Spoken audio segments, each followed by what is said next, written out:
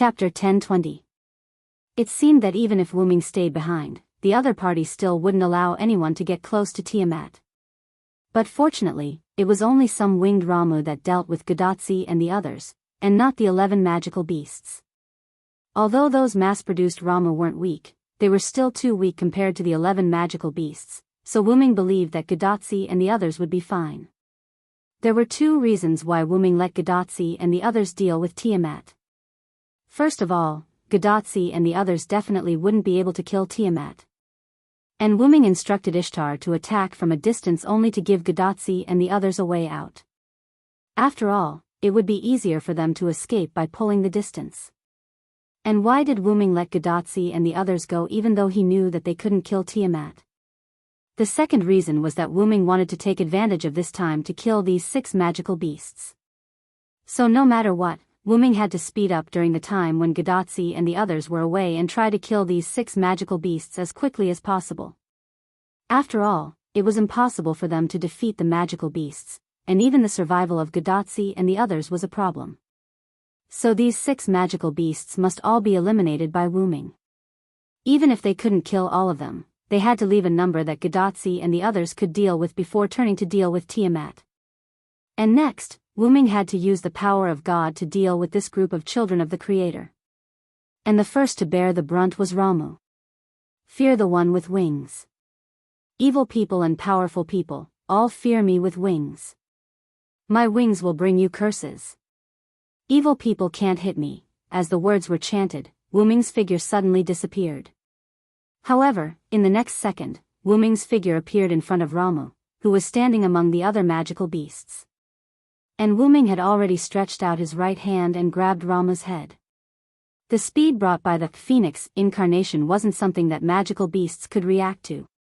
After all, the phoenix incarnation was related to time, so how could it let the other party react? In an instant, Wuming came into contact with seraphic speed and chanted another word. I am the strongest, and I hold all the victory in my hands. No matter if it's a human or a demon, I will defeat any enemy who is in my way, Puchi. Like crushing a watermelon, Lachmu's head, which Wuming was grabbing, was crushed by Wuming's arm, which was filled with the power of a giant. Purple blood splattered everywhere, but not a single drop landed on Wuming's body. Wuming had already set up a telekinesis wall in front of him. Roar! Roar! Roar, roar, roar! Roar, roar! Ramu's sudden death scared the other magical beasts. In their senses, Wuming disappeared in an instant, Ramu's head exploded, and Wuming appeared among the 5 magical beasts. Giant with unparalleled divine power, please help me, with the words, a giant golden arm attached to Wuming's left hand. Then Wuming suddenly turned around and waved the giant golden arm around, and the 5 magical beasts were suddenly thrown out. Looking at the 5 magical beasts standing on the sea of black mud and surrounding Wuming, Wuming turned off the giant incarnation, and the golden arm on his left hand disappeared. Thou hast violated the contract and brought evil to the world. Lord's Day, sinners will be punished. Then, holding Ramu's headless body, Wuming began to chant again. Crush its back, dig out its tendons, bones, hair, and brain, and trample on its blood and mud. If I am the one who cannot get close to the darkness, I will follow the words of the Lord and destroy thee. Suddenly, something like a black hole appeared on Ramu's headless body. In an instant, the body was sucked into the black hole and disappeared. Then, as if quite tired, Wuming shook his right hand. It must be said that Ramu's body was as tough as its appearance. It was far from being comparable to the mass-produced Ramu. Although Wuming easily crushed Ramu's head, it consumed a lot of Wuming's energy. Wuming's arm was also tired, otherwise, Wuming would not have changed his arm to attack the other 5 magical beasts. Wuming did not underestimate the 11 magical beasts. On the contrary, they were very important. After all, they came out of the sea of black mud. Using the phoenix incarnation that had never been used in front of magical beasts to get close to Ramu and catch it by surprise. Then, using the giant incarnation, coupled with a trace of the power of the source of the black mud, he successfully crushed Ramu's head. Finally, He used the annihilation incarnation to destroy Ramu's headless body. After all, a magical beast's vitality was very strong. However, Wuming could not guarantee that Ramu did not have any special abilities. Wuming was afraid that the headless Ramu could come back to life. These were enough to see Wuming's importance to Ramu, and Ramu died without playing any role. No, thinking about it carefully, it was still useful. The other 5 magical beasts knew about Wuming's methods. If Wuming wanted to use this method to kill other magical beasts, it would most likely not work. However, even so, it was worth it to kill Ramu, who gave Wuming a sense of importance. Rubbing his right wrist, Wuming looked at Baxiomu. Baxiomu was his next target. After all, Wuming had 12 incarnations. When Wuming killed a magical beast, Gadatzi's side did not have any accidents as Wuming expected. Although the mass-produced Ramu was powerful, and the mass-produced Ramu with wings was even more powerful, they were still not as good as the 11 magical beasts. Probably because Quizzard and Ishtar couldn't beat the 11 magical beasts, the 2 of them worked extra hard to deal with these mass-produced Ramu. Or it could be said that they were venting, die, die, die, die. Ishtar frantically attacked the mass-produced Ramu with Anna Ma. With a face full of resentment, she kept muttering this sentence. Although she couldn't hit Ramu every time, as long as she hit Ramu, the opponent would be killed. This was enough to prove that Ishtar put a lot of magic into each attack. And Quizzard used the mass-produced Ramu as a stepping stone, constantly moving between the Ramu. And every time Quizzard moved, a Ramu would fall. These Ramu were directly killed by Quizzard's fatal wrestling skills. 2 goddesses, so scary. Gadatzi and Matthew looked at Ishtar and Quizzard with some fear and gulped. Nuwakamaru and Musasobo Benkei quietly stayed on the pterosaur's back. Because the 2 goddesses were venting, although they didn't have a chance to attack, they had some free time. Ahahaha, almost all the enemies have been wiped out. Merlin laughed. Sure enough, after Merlin finished speaking, Gadatzi found that there was only 1 Ramu left. And it seemed to be dumbfounded, flying there motionlessly. But it didn't matter.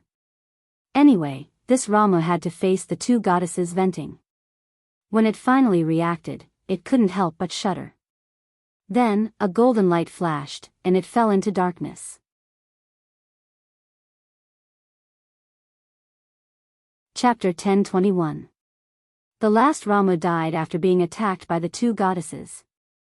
Ishtar, who couldn't find a target, stopped shooting, and Quizzard, who also couldn't find a target, returned to the back of her pterosaur. At this moment, everyone flew side by side. I'm in a good mood, that's right, the 2 goddesses smiled like goddesses. Gadatzi and Matthew couldn't connect the 2 goddesses at this moment with the previous 2. Gadatzi simply changed the topic. I don't know how Assassin is doing. While talking, Gadatzi showed a trace of worry. After all, the 6 magical beasts were difficult to deal with for Ishtar and Quizzard, so it was natural for Gadatzi to be worried.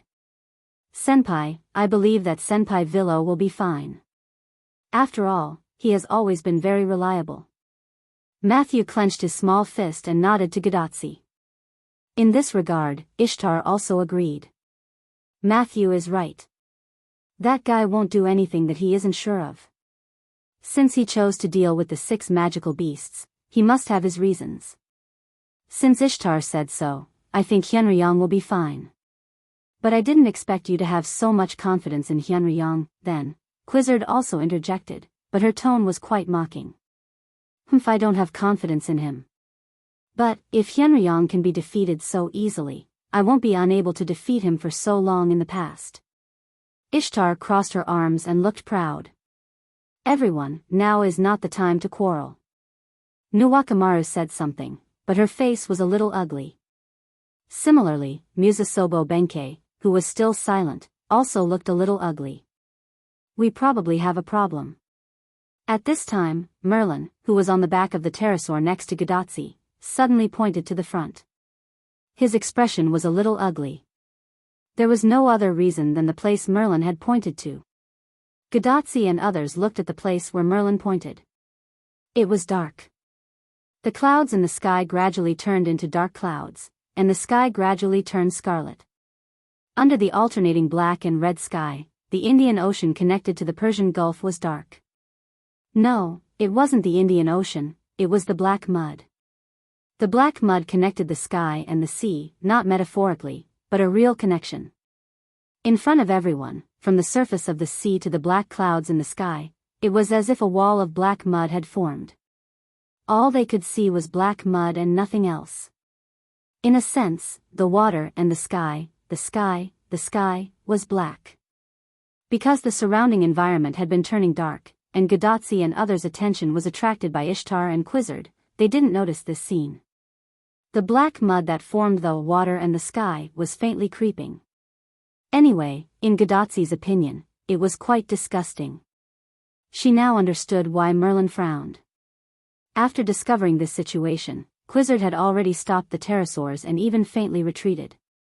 Then, Roman's panicked voice came from Gadotsi's bracelet. "Quizzard, retreat quickly." At that moment, Quizzard didn't care whether Roman's words were correct or not. She immediately waved her hand, and the pterosaurs made a sharp turn and flew backward. Gadotsi, who didn't react for a moment, even fell on Matthew due to inertia.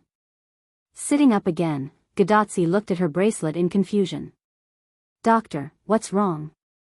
"That's right, they only saw the black mud that was the same color as the sky, and there was still some distance between them. Why were they in such a hurry to leave? It was as if the danger was already near them." "I don't know what you saw.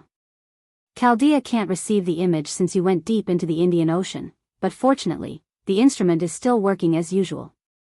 Roman, who was in Chaldea, wiped the sweat on his forehead that appeared out of nowhere and answered Gadotsi word by word. "The instrument detected that there was a huge amount of magic everywhere around you just now. No, to be precise, you are in a space full of huge magic, and your surroundings are still like this. To make an analogy, you can imagine that you are in the Holy Grail." Although the tone was also very serious, even at a critical moment, Leonardo da Vinci still didn't forget to joke. Roman and Leonardo da Vinci's words made everyone recover from the shock, and then they were shocked again. What they realized was that the magic that was being emitted was probably the black mud around them. And the shock was easier to understand. "Look carefully, the distance around us seems to be dark." Ishtar frowned. The pterosaur had been flying behind them, but they didn't seem to have moved at all. "If that's the case..." Gadotsi's eyes widened. In the end, Quizzard said a guess that was likely to be the truth. "Maybe we have entered a special space like what Leonardo da Vinci said." They were shocked because they seemed to be trapped on the coast of the Persian Gulf. Wu Ming, holding the holy sword, stood on a huge red-haired monster that looked like a wolf or a dog burning with holy flames. The reddish-yellow flames and the color of the monster reflected on Wu Ming, who was standing on top, and looked particularly sacred. After confirming that the body under him was cold, Wu Ming raised his hand and waved. The sword of salvation released a ray of light and shone on the body. In an instant, the flame transformed by the sun suddenly burned. He was going to use the flame to burn the body of the demonic beast. Every time Wu Ming killed a demonic beast, he would use various means to destroy the body to prevent them from suddenly resurrecting. Then, Wu Ming could not help but look at the direction where Gadotsi and the others left. It has been so long, why hasn't Ishtar activated her noble phantasm? There was still a connection between Ishtar and Wu Ming. Once Ishtar activated her noble phantasm, Wu Ming could easily feel it. Wu Ming, who felt that something was not right, was a little uneasy. It seems that there is no time to deal with the remaining 2 demonic beasts. That's right, Wu Ming did not kill the 6 demonic beasts. After Wu Ming killed Ramu, he successively killed Baxiomu, Debrutu, and Ulidim. Only Musumafu and Kururu were left. Kururu could fly, which meant that it was more agile than Baxiomu and the rest. Musumafu, on the other hand, was cunning and cherished his life. After Wu Ming killed Basumu, he hid in the sea of black mud. Even if he attacked Wu Ming, he would only feign an attack as a cover. After that, he would immediately dive into the depths of the sea of black mud, allowing Daburutu, Ulidim, and Kurulu to take charge of the main attacks. After killing Mbrutu, the remaining two demonic beasts, Kururu and Ulidim, panicked. The body under Wuming that was about to burn out was Ulidim's.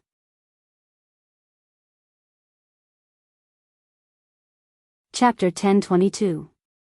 Wuming took advantage of the moment when Ulidim and Kururu were in a panic and captured Ulidim in one fell swoop. After fighting for a while, he directly used the Sun incarnation as his trump card to kill Ulidim. But unfortunately, Kururu also took the opportunity to sneak into the sea of black mud, and Musamafu no longer appeared after Wuming killed Mbrutu. It was estimated that Musamafu had sneaked into a deeper place. At this moment, the sea of black mud still had some influence on Wuming, so Wuming couldn't go deep into the sea of black mud to find Musamafu and Kururu. In addition, Wuming noticed that something was wrong with Gadatsi, so he decided to let the two monsters go for the time being.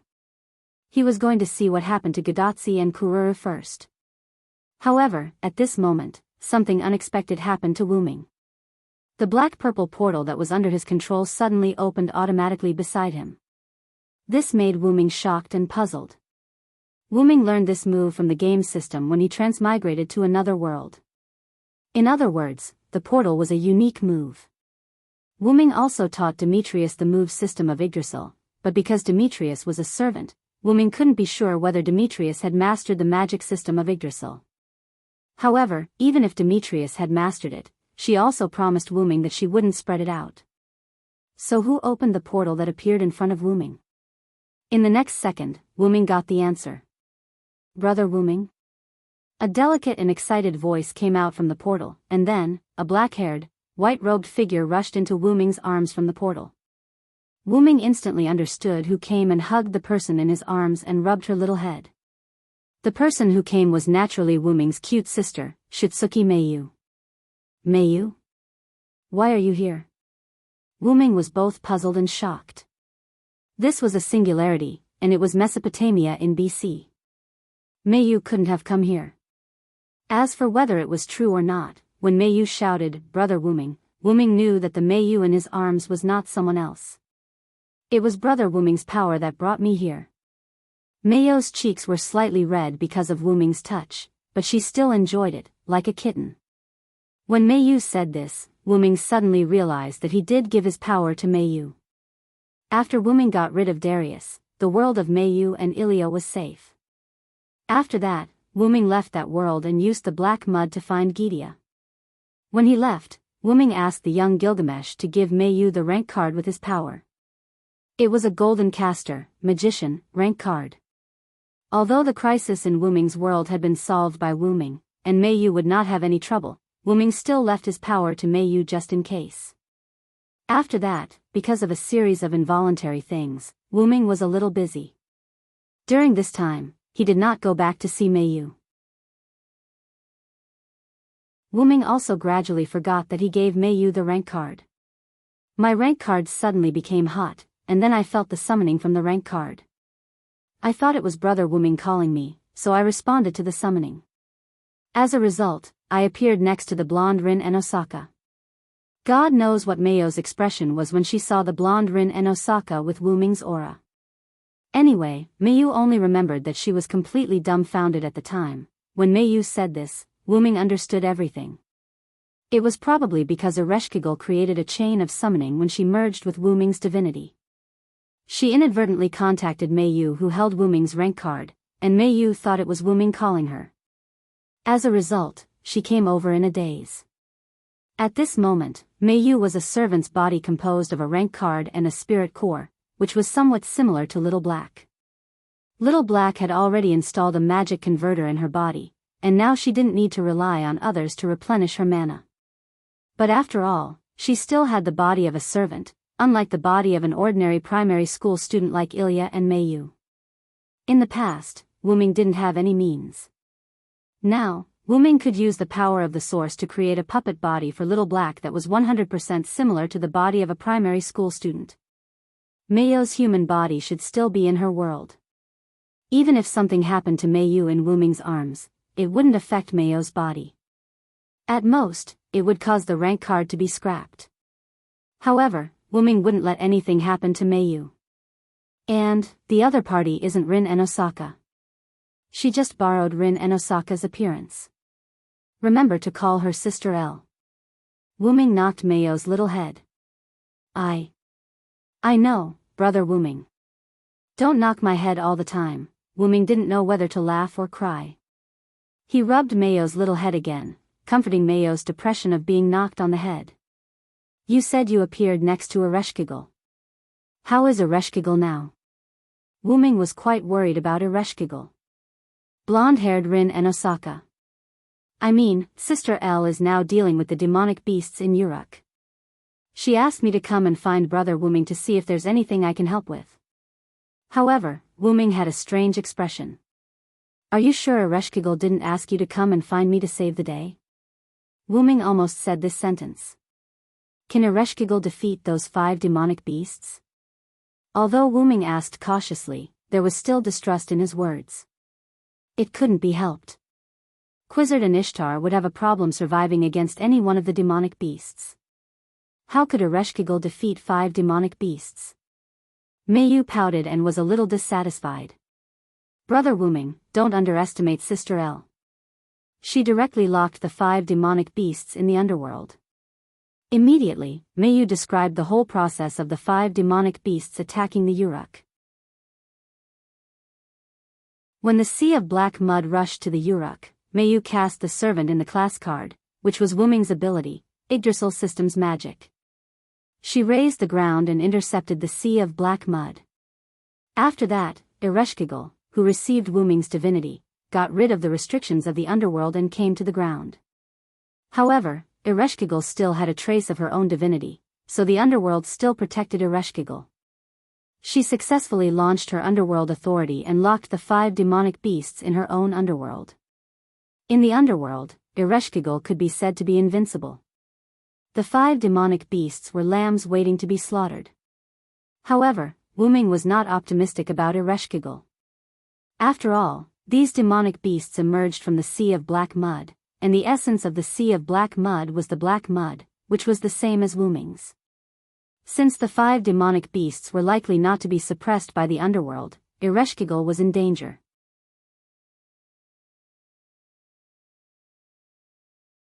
Chapter 1023. Wuming waved his hand, and a clay tablet unique to Uruk appeared in his hand. The clay tablet was covered with Lune runes, and these runes stored the words that Wuming wanted to say.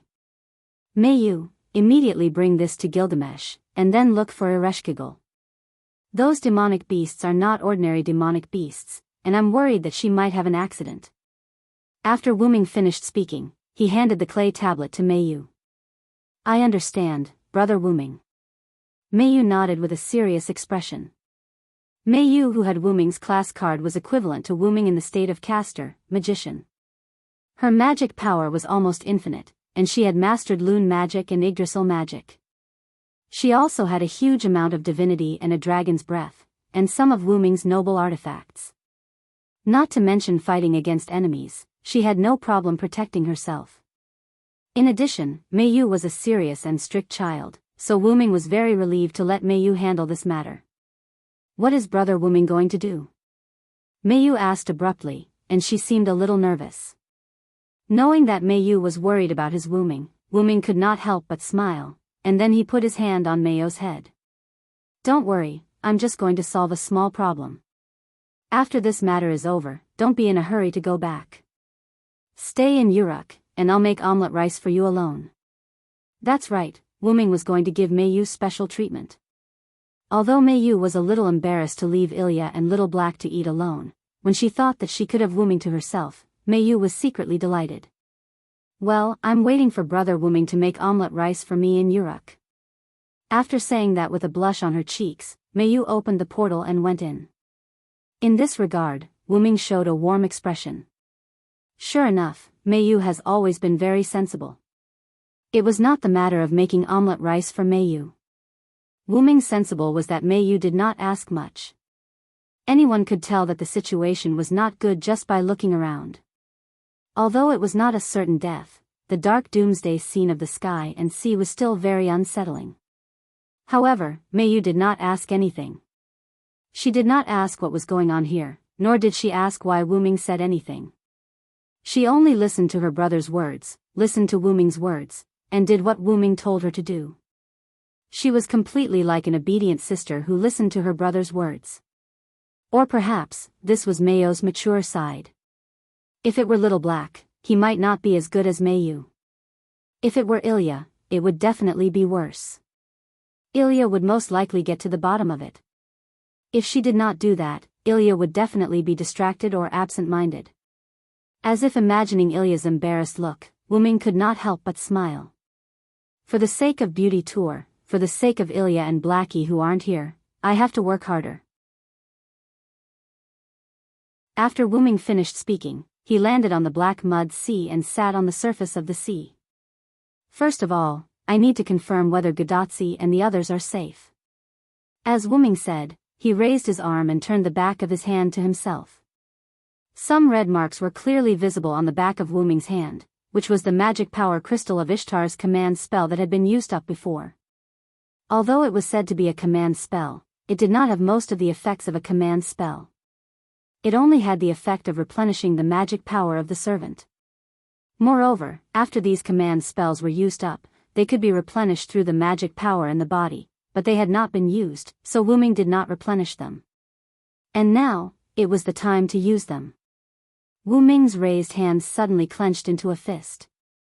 The originally sparse red marks on the back of his hands suddenly solidified, forming 3 scarlet command seals that resembled a bow and arrow, yet also resembled a pair of wings.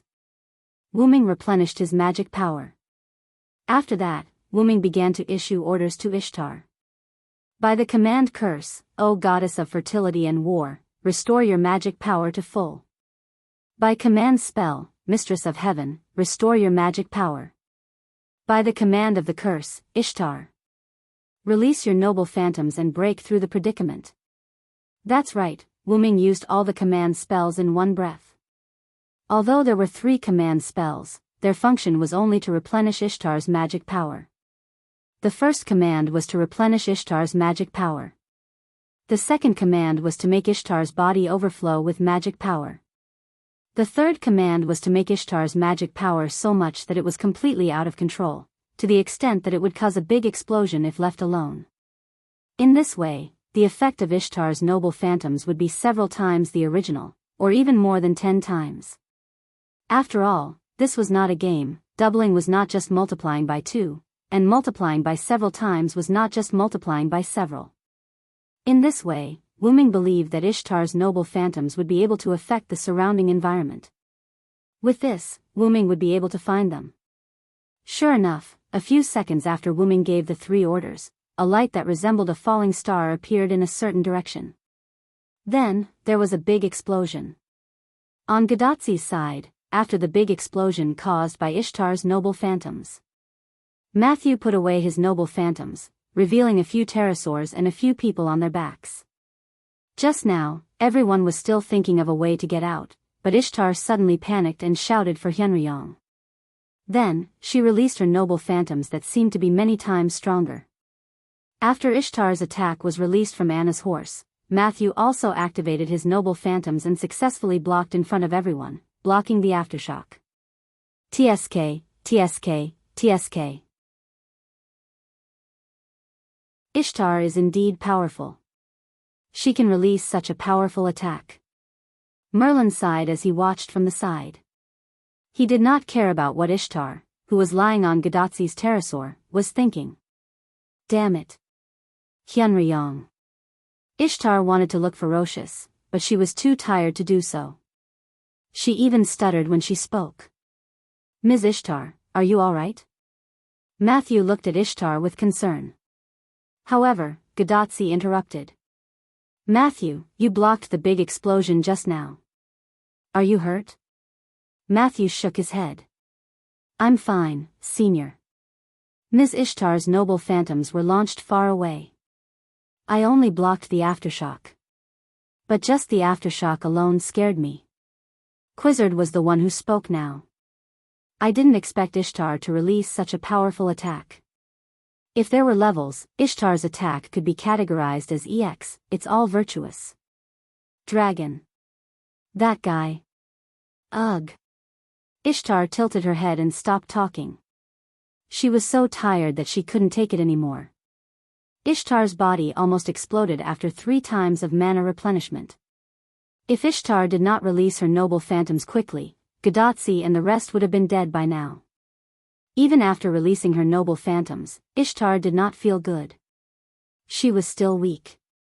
Therefore, it was not unreasonable for Ishtar to gnash his teeth at Wu Ming.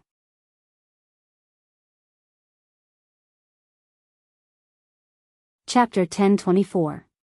His Excellency Hyunryong must be looking for us, Musasobo Benkei said.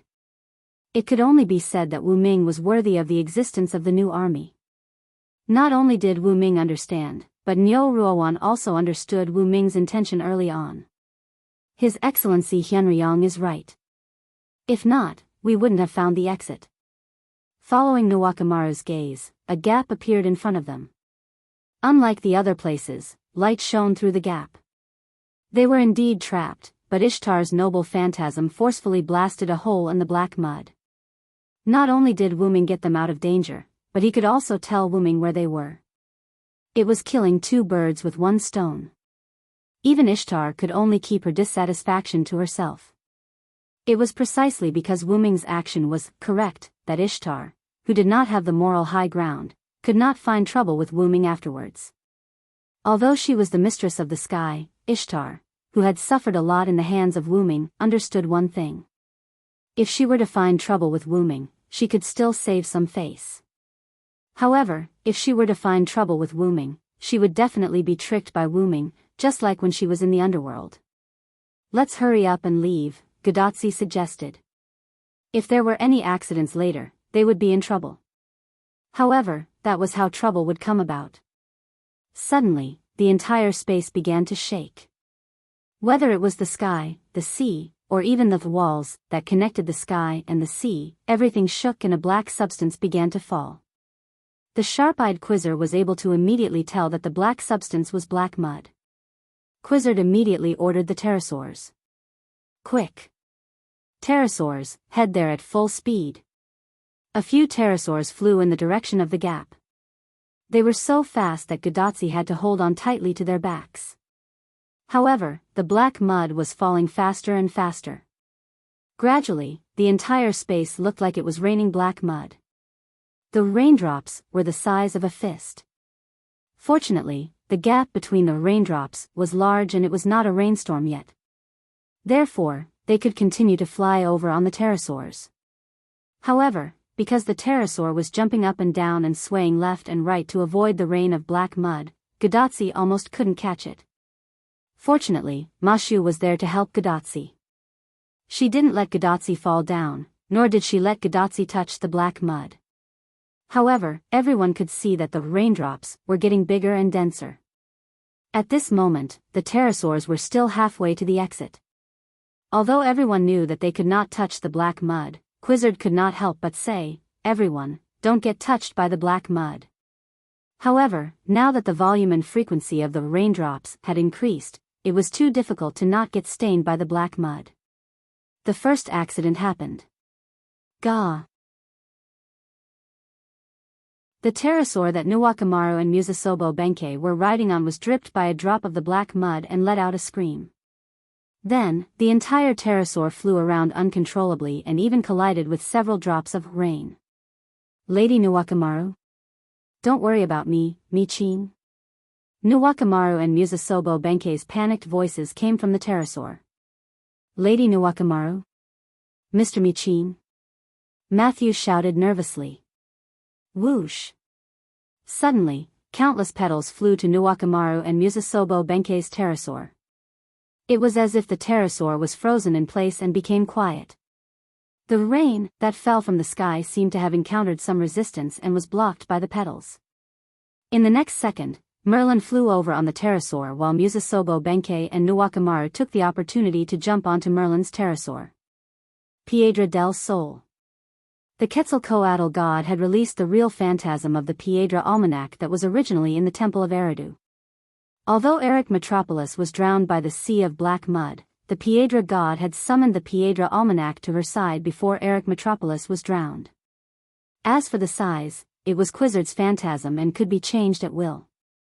Flames and lava emerged from a fiery red stone in Quizzard's hand and formed a semicircular protective shield. Quizzard raised it above her head. "Everyone, come to my side." The protective shield of flames and lava blocked the rain above Quizzard's head and was wide enough to protect the others. The pterosaur that Gadotsi and the others were riding on immediately flew over. Everyone immediately flew toward the gap without stopping. After all, it was better to leave as soon as possible. The pterosaur that was stained by the rain fell into the darkness below as if it had died. After they were safe, Musasobo Benkei took the lead to ask about Nuwakamaru's safety. "Lady Nuwakamaru, are you okay?" Nuwakamaru half knelt on the pterosaur's back and shook his head to show that he was fine. "Di Qing, no, Ocean Lord, it's all thanks to you this time." Nuwakamaru knew that she was almost stained by the black mud. Although it was just a little bit of black mud, who knew how the black mud eroded? Was it instant assimilation? Or did it need time? No one knew, and no one would try. "What are you talking about, Nuwakamaru? As long as you're okay." Musasobo Benkei, who was half kneeling on the pterosaur's back, lowered his head silently as if he was dead. This gave Nuwakamaru a shock. Similarly, Gadotsi and Matthew, who were on the pterosaur's back, were also shocked. "Mr. Di Qing? Di Qing?" Quizzard, who was using her noble artifact, and Ishtar, who was exhausted, did not have time to care. However, Merlin, who was riding on the same pterosaur as Musasobo Benkei and Nuwakamaru, seemed to have noticed something and squinted his eyes. However, Musasobo Benkei lowered his head and spoke. "Lady Nuwakamaru, I have something to ask of you." Hearing Musasobo Benkei's voice, Nuwakamaru was relieved. "What's the matter?" As long as he was not dead, everything was fine. "Can I ask you to die?" After Musasobo Benkei finished speaking, he instantly got up and slashed at Nuwakamaru with his bicento. "What?" Gadotsi and Matthew widened their eyes when they saw this scene. They could not react at all. Not only them, but even Nuwakamaru could not react. After all, Nuwakamaru did not expect Musasobo Benkei to assassinate him. This was not a dereliction of duty as a general on the battlefield. Instead, it was natural for him to lower his guard around someone close to him. However, the attack was still blocked. Clank. The holy sword that looked like an authentic item blocked the sharp she blade, making a piercing sound. The one who blocked the attack was naturally Merlin, who was next to Nuwakamaru. He had just noticed that something was wrong with Musasobo Benkei. "Sure enough, you have been assimilated by the black mud."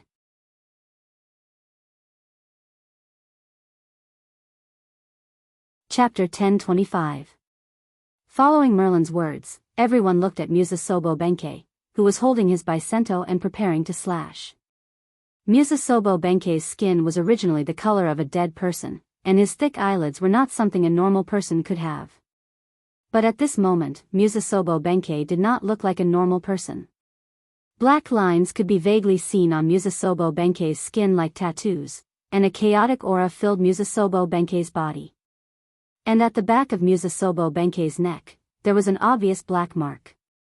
It was the mark of the black mud after it dried up. There was no doubt that he had been stained by the black mud when the pterosaur lost control. "I didn't expect the black mud to be able to assimilate instantly." Merlin frowned, then used his sword to lift Musasobo Benkei's bicento, then stabbed at Musasobo Benkei. However, Musasobo Benkei jumped off the pterosaur's back and stood on something black, bathing in the rain of black mud. It was a pterosaur, a black pterosaur. It was the pterosaur that had fallen below and was eroded by the black mud. This is really surprising. I didn't expect Sir Merlin's swordsmanship to be so outstanding. Merlin's move was not easy to block, so Musasobo Benkei chose to retreat. "Senior, please be careful." Matthew, who reacted at this moment, immediately held his shield in front of Gadotsi and Ishtar, and looked warily at Musasobo Benkei, who was standing on the black pterosaur. Quizzard knew what had happened, but she did not move and maintained her lava shield. However, the pterosaurs collectively sped up again. They had to leave the range of the rain of black mud first, or they would be in an extremely disadvantageous situation no matter what they did. Musasobo Benkei went from the pterosaur lost control due to the black mud to assassinating Nuwakamaru in less than 10 seconds. There was no doubt that he had been assimilated by the black mud, or Tiamat's authority, in these 10 seconds or even shorter. To be honest, this assimilation speed scared Quizzard. How could there be such an exaggerated ability in this world? Quizzard did not know that Tiamat's ability was most likely strengthened by the black mud, so she could only be amazed. He wasn't sure if the assimilation speed had anything to do with one's strength, but he was afraid that he would be done for once he was infected. Therefore, he had to leave the range of the rain of black mud. However, the black pterosaur, at the same speed, at the same time, the pterosaur was not far behind Nuwakamaru's. At this moment, Nyo Ruoan spoke. When? Nuwakamaru's state of mind was unusually good. She did not break down because of Musasobo Benkei's assimilation. Instead, she talked to him very calmly. Merlin silently took a few steps back, leaving space for Musasobo Benkei and Nuwakamaru to talk. The moment I asked you about your situation, I felt the existence of Mother. That is the supreme truth, the true Buddhist kingdom that saves all living beings from suffering. When he said this, Musasobo Benkei was clearly a little excited. No, it should be crazy. Lord Nuwakamaru, I want you to return to Mother's embrace with them, and you should be in front of them. Unfortunately, you were stopped by Sir Merlin. As if he had really missed something important, Musasobo Benkei shook his head regretfully. Stay here and let this penniless monk send you to see Mother. With that, Musasobo Benkei raised his hand and grasped at the gap. Countless black mud filled the gap. The gap began to heal quickly. At this moment, Musasobo Benkei could actually control the black mud. This gave everyone a fright. It was not easy to open a gap in this black mud space. Once it closed, who knew how to get out? It was hard to say whether Wuming could find them again. Everyone, come to my side. Quizzard called out to the crowd. Merlin was the first to jump onto Quizzard's pterosaur. Then, Nuwakamaru jumped onto Gadatsi and came to Quizzard's side with Matthew, who was carrying Ishtar. Feathered serpent god pterosaur, full speed ahead.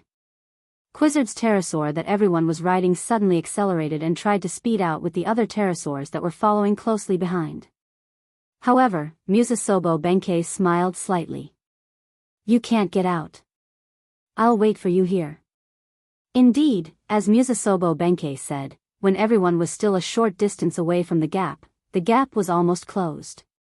However, just when everyone was helpless, a black-purple ripple suddenly appeared in front of the pterosaurs that were flying at high speed. The pterosaurs, Gadatsi, and the others plunged into it and the portal immediately closed. Seeing this scene, Musasobo Benkei could not help but frown. His Excellency Hyunryong? At this point, the gap was completely closed without a single gap. A second ago, in the world outside the gap, Wuming floated in the air and opened the portal.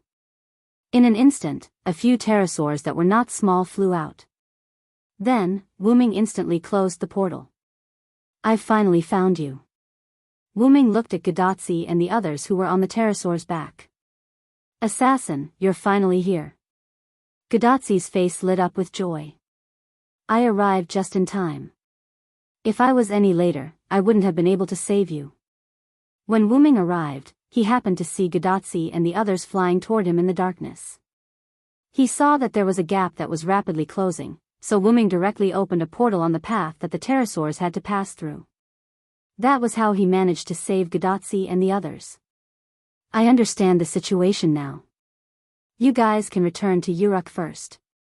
Leave the rest to me.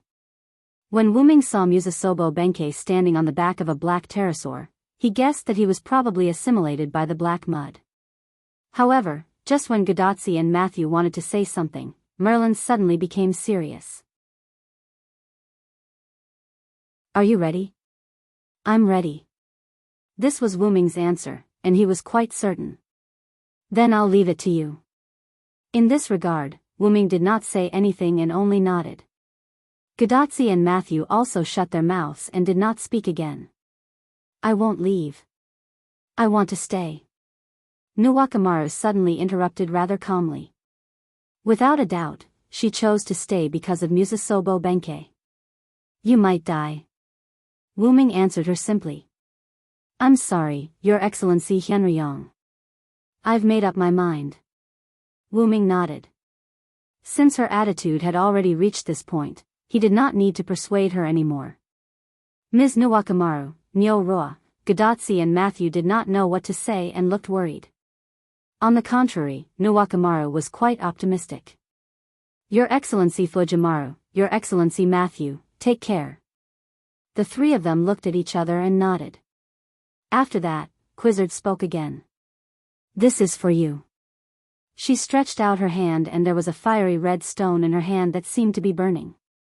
This was the noble phantasm that Quizzard had just cast, the solar ephemeris, Piedra del Sol.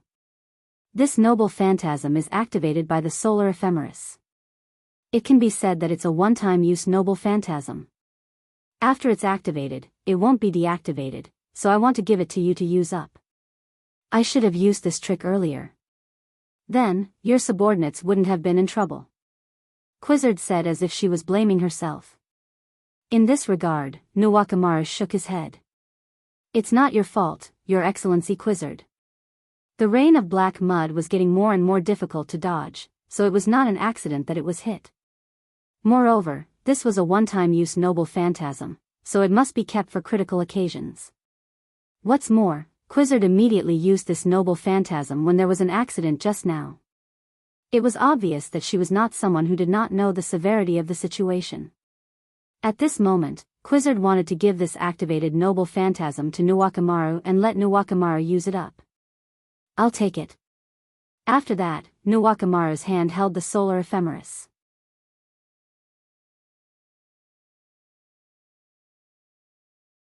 Chapter 1026. Wuming opened the portal to Uruk and let Gadotsi and the others go back. Before they left, Ishtar, who had recovered a bit of strength, complained to Wuming, as if Wuming had done something to her. After closing the portal quickly, Wuming looked at Nuwakamaru, who was not present. At this moment, Nuwakamaru's right hand was clenched into a fist, and smoke was coming out of it. That was the sign that the solar ephemeris was causing damage to Nuwakamaru's body, or rather, the spirit base. You really don't have to do this. Wuming spoke again, although he knew it was useless. The Ocean Venerable followed me to the end this time, so I can't leave him behind. Then, Nuwakamaru changed the topic. By the way, Sir Hyunryong, have you prepared your trump card?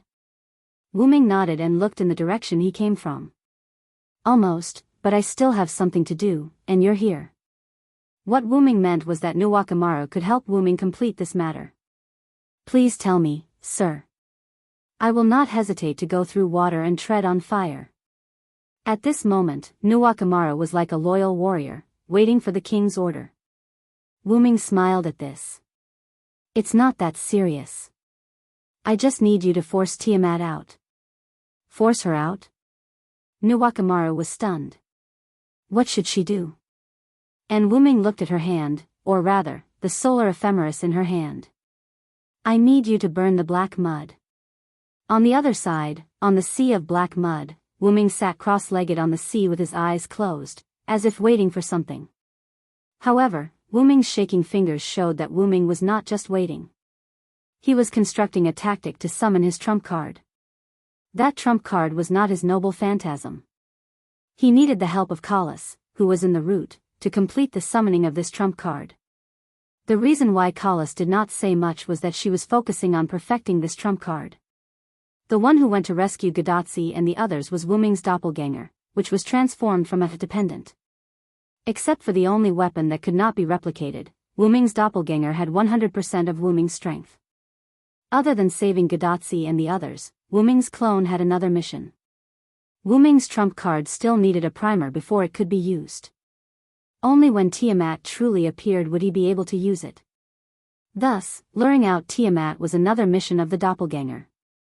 Coincidentally, Quizzard had given the solar almanac to Nuwakamaru, so Wu Ming's doppelganger did not need to do anything else other than use the solar almanac to burn the black mud.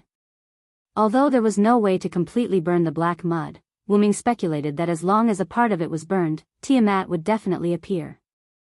Wu Ming guessed that this black mud was most likely something that belonged to Tiamat's body. Thus, as long as a part of it was burned, Tiamat would definitely appear. Wu Ming, on the other hand, only needed to wait quietly and design a supportive tactic. Suddenly, the eastern side of the sky turned red, and the light of the fire soared. It was obvious that Nuwakamaru had begun to use the solar almanac to burn the sea of black mud.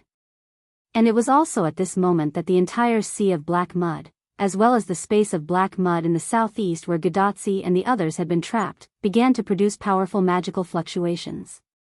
And along with this powerful magical fluctuation, Wu Ming's trump card, which he had prepared long ago, also began to form a connection with this world. Is Tiamat about to come out? Wu Ming opened his eyes and looked in the southwest direction, then looked at the sea of black mud beneath him and took a deep breath. The moment had finally arrived. Wu Ming was about to activate this trump card that had been born out of a sudden whim. Let's begin, Kalas. Yes, Master. After the conversation, Wu Ming's body seemed to have given up all resistance and accepted the gravitational force, sinking directly into the sea of black mud. On the other side of Wu Ming's clone, Nuwakamaru fell into the sea of black mud, and the solar almanac in her hand burned the black mud around her. The black mud dissipated at a speed visible to the naked eye, but this could be said to be harmless to the sea of black mud. However, calling out Tiamat only required a little stimulation. Whether or not the black mud could evaporate was not within Wu Ming's consideration. It was just like how mosquitoes sucking blood would not cause much harm to humans, but humans would always react when they realized that their blood was being sucked. Feeling the increasingly turbulent magical power around him, Wu Ming's clone nodded silently, then waved his hand and opened a teleportation portal beside Nuwakamaru. That's enough, Nuwakamaru. Return to Uruk. What's next is not something you can handle. Wu Ming shouted at Nuwakamaru. Nuwakamaru's spiritual base was gradually collapsing as she released a relic that did not belong to her. If this were to continue, there was no doubt that she would leave. Wu Ming did not want to kill Nuwakamaru. However, Nuwakamaru did not seem to hear what Wu Ming said as she continued to release the flames and lava from the solar almanac. Nuwakamaru's face was a little twisted. It seemed like Nuwakamaru's mental state was not very good, and she was probably on the verge of turning evil. Wu Ming controlled the teleportation portal to swallow Nuwakamaru, leaving the solar almanac alone. Wu Ming's clone went to the solar almanac and held it with one hand, injecting a large amount of magical power into it. Since it was a one-time relic, Wu Ming's clone decided to inject magical power into it before the relic lost its function completely until the solar almanac could no longer take it or dissipate it. The solar almanac was getting more and more ferocious as it received an endless supply of magical power. Countless flames and lava were surging as if they were going to destroy the world, constantly devouring the sea of black mud. This time, it was no longer a mosquito bite, but a venomous worm bite. Then, before the solar almanac could self-destruct, the entire sea of black mud went berserk. Like a deep-sea monster that appeared from the ocean, the sea of black mud soared into the sky like a dragon sucking in water. It was so fast and its range was so wide that it was shocking. Wu Ming's clone, who was in the range, escaped through the teleportation portal at the last moment with the solar almanac and arrived at where Wu Ming was previously. The two places were quite far apart, and the sea there was only shaking. Wu Ming's clone exclaimed as he watched the sky and water turn dark. It's a little sudden, but this proves that Tiamat is panicking. The solar almanac's movement earlier was considered to have hurt Tiamat. Otherwise, the sea of black mud would not have such a huge movement. After all, it was a one-time relic of the South American Master God. After receiving Wu Ming's massive magical power, even Tiamat could not be unaffected. Wu Ming raised his hand and looked at the solar almanac that was about to burn out. He made a decision. It's time for you to fulfill your final mission. Wu-ming weighed it and then threw it to the place where the sky and water were so dark that he could not see the situation clearly. In the next second, the solar almanac was like the sun that shone on everything, releasing its last ray of light in the sky. A gigantic dragon beast that was many times bigger than the 11 demonic beasts earlier was standing there with its eyes closed. That was Tiamat.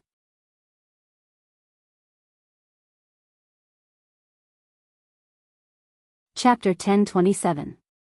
Tiamat's body was covered with black mud. At a glance, it was pitch black without any extra color. Her 4 limbs were on the ground in the posture of a beast, and only her mouth was faintly visible with an exaggerated degree of crack. This oppressive feeling, as expected of the goddess of creation.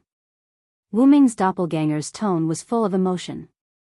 It couldn't be helped. Anyone who saw this scene would feel the same way, such as Gadotsi and the others who were far away in Uruk. Because of Wu-ming's vigilance, the 5 magical beasts trapped in Ereshkigal's underworld didn't do anything.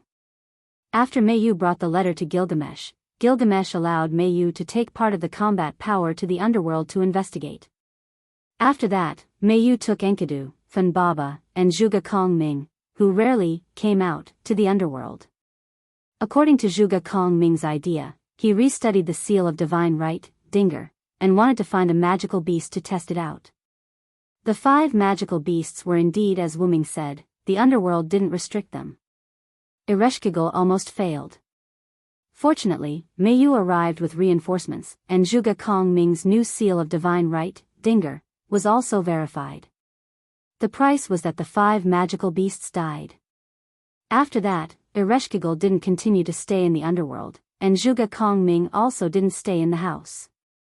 At this moment, everyone, including Ereshkigal and Zhuge Kongming, and those who returned to Uruk, gathered on the southwest city wall, looking at Tiamat's figure in the distance, which was illuminated by the solar calendar stone. Although a large sea of black mud formed Tiamat's body, there was still a large sea of black mud spreading on the ground, and it didn't seem to decrease at all. That's Tiamat. Gadotsi's throat moved. Obviously, she was surprised and afraid of Tiamat. Even Quizzard, Ishtar, Ereshkigal, and other goddesses felt a trace of fear. It was enough to show how powerful Tiamat's deterrence was. Tiamat appeared in the depths of the Persian Gulf, which was the Indian Ocean region. It was thousands of miles away from Uruk city. However, even so, because of Tiamat's huge body, Gadotsi and the others could see Tiamat from Uruk. Before this, everyone in Uruk was ordered by Gilgamesh to stay in their homes or temporary residences to pray. They were not allowed to go out and ignore anything that happened outside. Therefore, Tiamat's appearance didn't cause any panic among the humans in Uruk. That's right. That huge dragon beast is the creation mother of Mesopotamia, Tiamat. Merlin walked to the front as a commentator. Tiamat's body was used to create the world, which means that her body must be huge. However, this size is beyond my imagination. Roman's sarcastic voice came from Gadotsi's bracelet. However, now wasn't the time to talk about this, right? How were they going to fight such a huge Tiamat god? Doctor, can you still track Assassin's location? Before thinking about how to fight Tiamat, Gadotsi was first worried about Wu-ming. No. It's too far away. Plus, the black mud has a disruptive effect. There's no way to detect Hyunryong's location. However, at this moment, a young voice came into everyone's ears. Brother Wu-ming is fine. Mayu looked into the distance with eyes full of trust.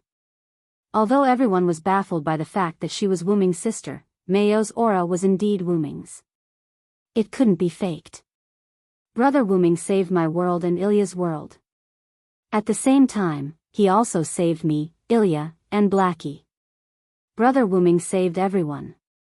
This time, I believe that Brother Wu-ming will also save everyone.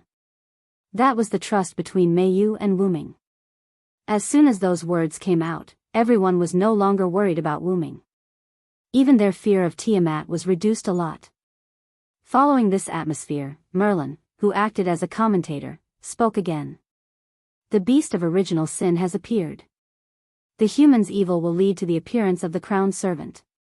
In addition, the appearance of one evil will lead to the birth of another evil. The crowned servant has already appeared. The next thing to be born is a new human's evil. Thus, to fight against the beast of original sin, Merlin's words were ethereal and deeply rooted in people's hearts. The entire Uruk seemed to have heard it, including Gadotsi and the others beside Merlin. In the next second, reflecting Merlin's words, the crowned servant has already appeared, a bell sounded out of thin air. Dang, dang, dang, Gadotsi and Matthew couldn't help but shiver. In the next second, an old man wearing a tattered linen and a hood stood in the middle of the crowd. Huh? Gadotsi and Matthew were shocked. Although the others were shocked by the old man's infiltration method, they didn't show anything because they were used to not showing their emotions. Obeying the will of heaven, the crown assassin, Hassan Sabah, gives the opportunity to live from death. The old man's words were old but full of confidence. Gadotsi, Matthew, and Roman and Leonardo da Vinci in Chaldea were all surprised. This old man was the first Hassan that Gadotsi and the others had asked to see at the Azrael temple. Come on, the evil that represents the opposite of the crown, the existence that has inherited the name of the beast, the apex of evil and the human fire worship sect, the three-headed demonic dragon, appear here. The entire sea of black mud was turbulent, and the source of the turbulence was near the coastline of the former Persian Gulf. In the next second, the turbulence increased, and Uruk City was affected as if there was an earthquake. Then, a huge pure white figure leaped out of the sea of black mud, hovered in the sky a few times, and dispelled part of the black clouds before landing on the sea of black mud. It was a behemoth that was not inferior to Tiamat, but its color was completely opposite to the dark Tiamat. This behemoth was pure white. Like Tiamat, it was like a beast with 4 limbs on the ground, and a pair of folded gray wings on its back.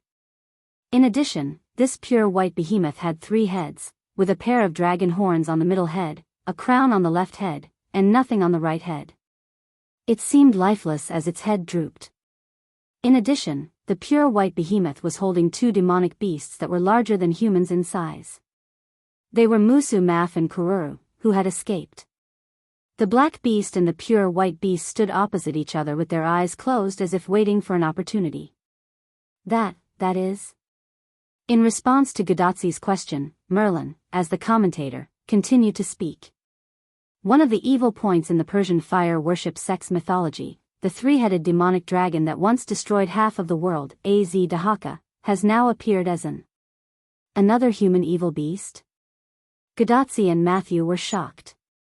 However, Ishtar, who had almost recovered, noticed a clue. She realized that she had seen the 3-headed demonic dragon's middle head before. Wait. Is this 3-headed demonic dragon transformed by Hyunryong? Hey. Gadotsi and Matthew looked at Ishtar in disbelief. Look, the 3-headed demonic dragon's middle head is basically the same as the head of Hyunryong's dragon body, isn't it? Everyone looked at the place where Ishtar pointed. Gadotsi, Matthew, Quizzard, Leopard Man, and Anna had never seen Wuming's dragon body, so they were not sure. However, Gilgamesh and Nuwakamara definitely knew. When Wuming transformed into his dragon body and fought with Gorgon, although they were still far away, Nuwakamaru, as a servant, must have some impression of it. However, the only ones who knew the most were Merlin, the cheater, and Enkidu and Funbaba, who had always been by Wuming's side. Immediately, Enkidu spoke. That's right, that human evil is indeed Hyunryong, Sama's transformation. It was summoned by Crown Assassin and another human evil. Human evils were attracted to each other. When a human evil appeared, other human evils would appear in turn. This was destined. And Crown Servant, as the suppression mechanism of human evils, would naturally appear together with human evils. In other words, where human evils appeared, there must be Crown Servant, and where Crown Servant appeared, there must be human evils. However, this became a contradiction. In the end, did the Crown Servant appear first, or did the beast appear first? Wuming relied on Crown Assassin and the double primer to successfully appear as a Crown Servant. And as the carrier, naturally, was the three-headed demonic dragon Az Dakaha's body that Wuming obtained from the box world.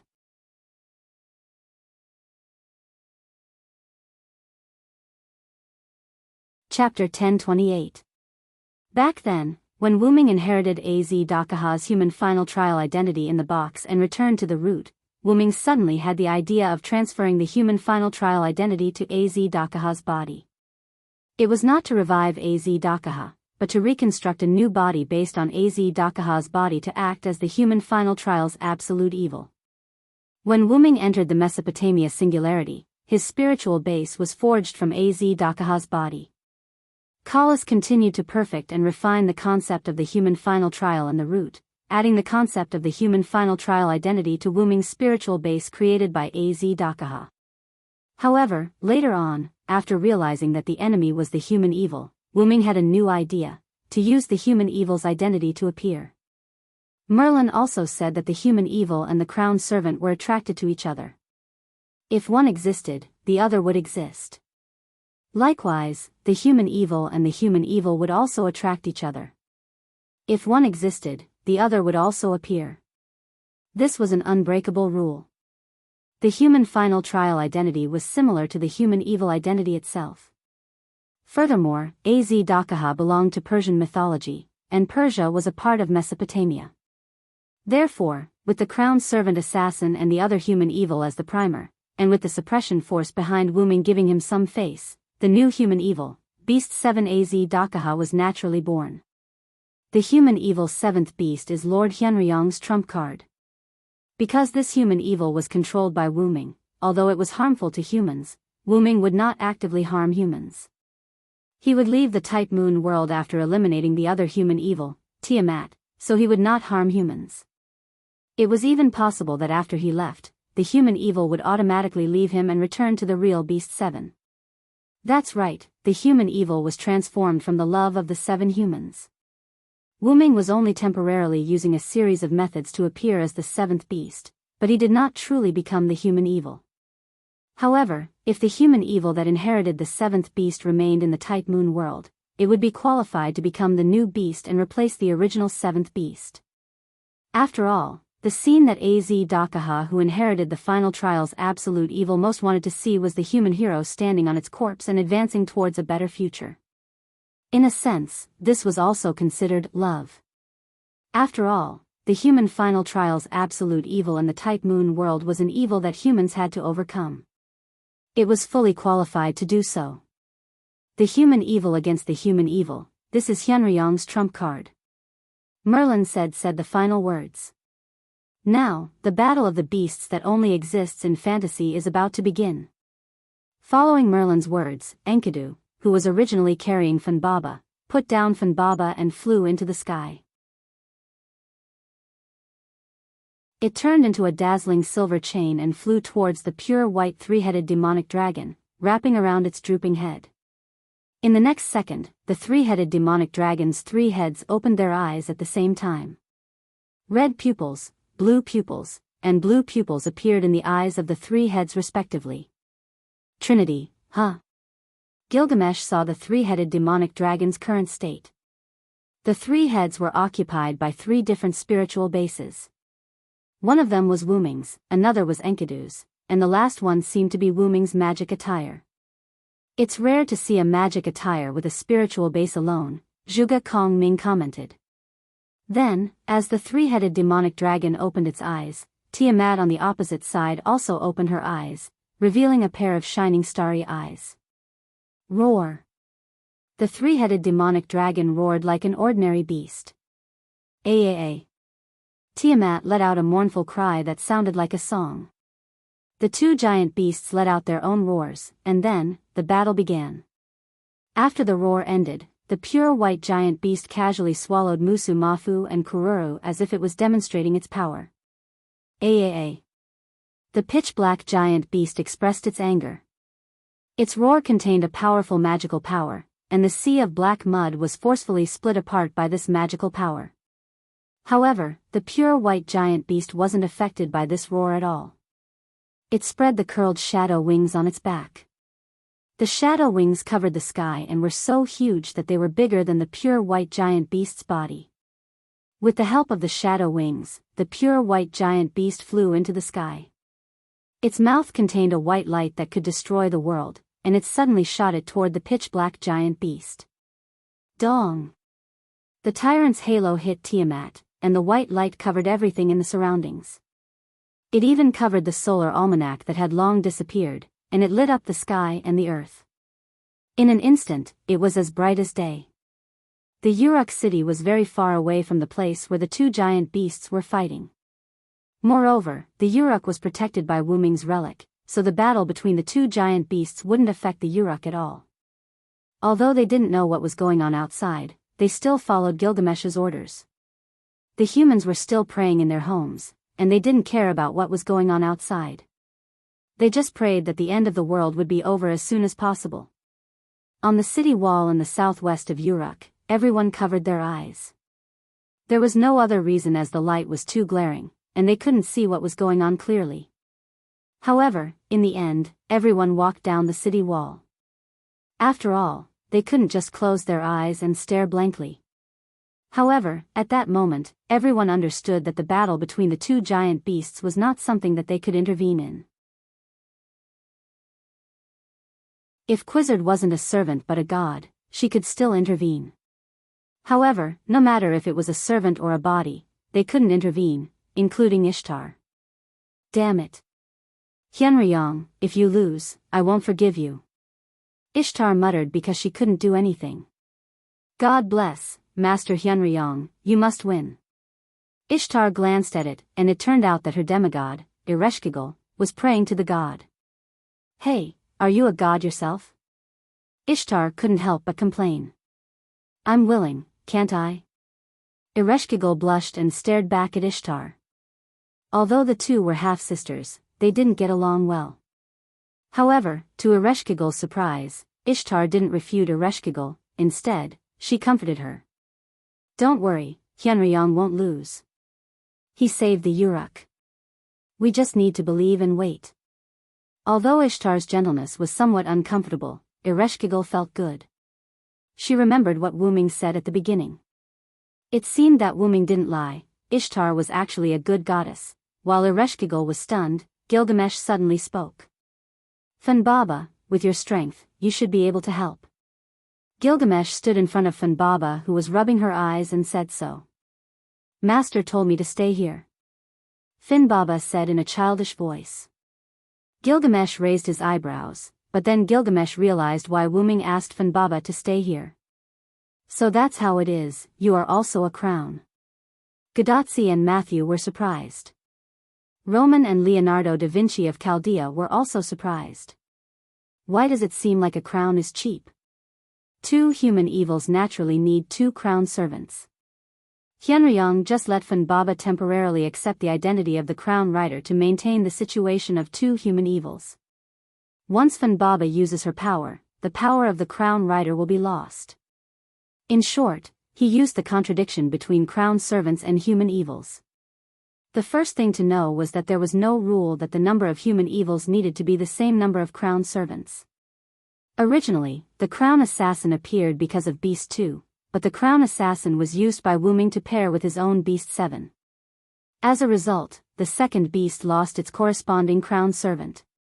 As a result, there must be another crown servant to maintain the balance. Wu Ming must maintain this state so that the contradiction will not be broken and he can continue to exist. At this moment, Wu Ming was not the real Beast 7. He could only use this method to make himself appear. Hearing Merlin's clear and logical analysis, everyone was enlightened. However, there was something that Merlin didn't understand. Merlin could understand why the first Hassan cooperated with Wu Ming's action. After all, the two had met before. But what about Funbaba? She was neither a servant nor a human. How could she take on the title of rider? The reason was that the suppression force was Wu Ming's backer. He temporarily put the title of rider on Funbaba without the slightest pressure.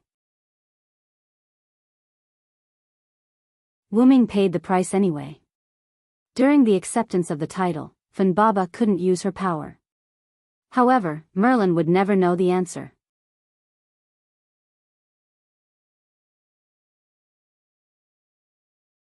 Chapter 1029. Outside Gadotsi and the others, the white light that was capable of destroying the world gradually weakened until it disappeared. If Gadotsi and the others came out to take a look, they would be shocked beyond words. This was because the black mud that originally covered the ground had completely disappeared after the white light dissipated. No, it didn't disappear. It had been destroyed by the white light that had destroyed a third of the world.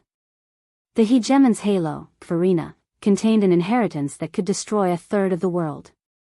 It was known as the strongest gift of the Flash faction in the Box Garden world, and could be said to be AZ Dakaha's proudest move. This was because this move was the manifestation of the three-headed dragon's inheritance that had destroyed a third of the world.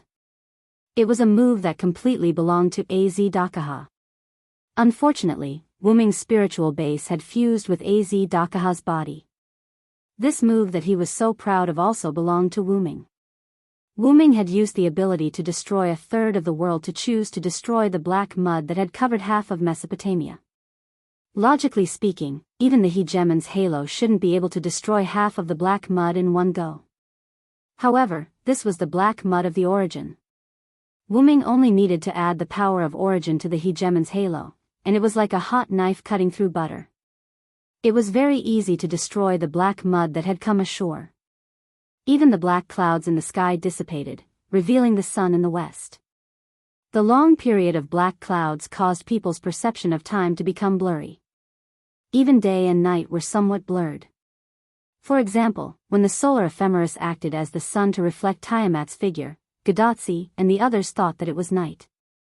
Wuming was also one of the people who had such a misunderstanding. Is the day almost over? The three-headed dragon's head with large dragon horns looked at the sun that had already moved to the west and sighed. This head belonged to Wuming. He hadn't done anything, but he realized that more than half the time had passed. Looks like tonight is going to be a sleepless night. Wuming, who was flying in the sky, looked down again.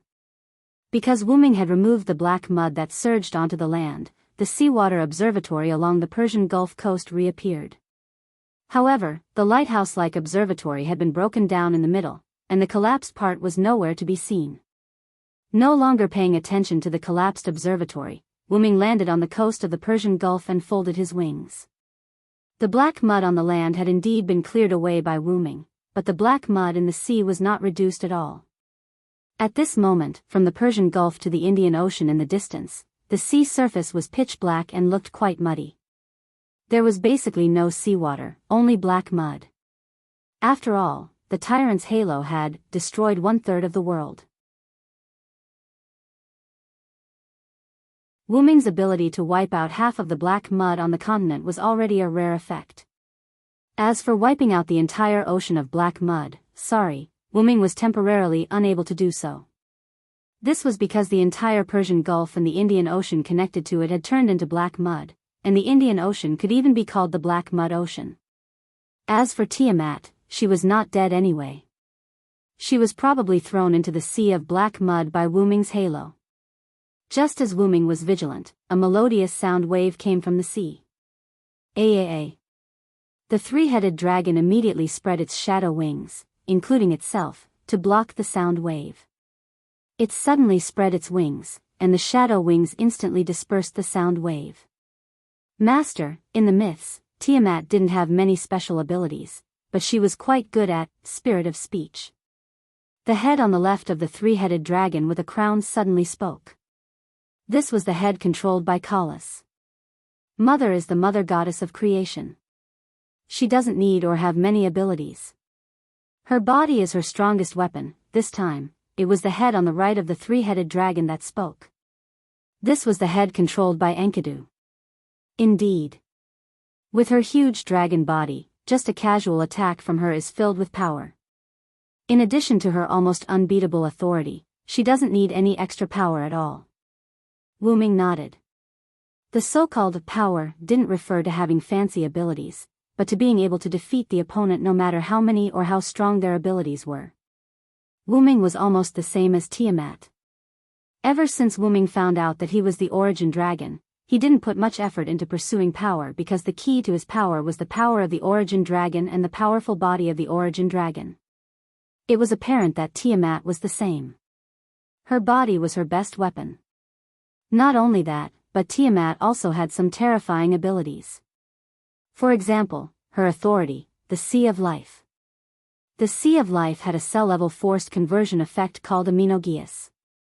It could turn any creature that came into contact with or entered her Sea of Life into one of their own. Musasobo Benkei had fallen for this trick. This ability existed before the Black Origin Mud and Tiamat fused. After fusing with the Black Origin Mud, this ability was only strengthened, although it was a little too much. At this moment, the Persian Gulf and the entire Indian Ocean were Tiamat's Sea of Life. Wuming couldn't kill her in the Sea of Life.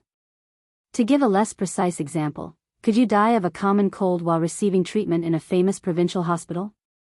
Although it was too absolute to say that it was 100%, it was indeed impossible to die from a cold under such conditions.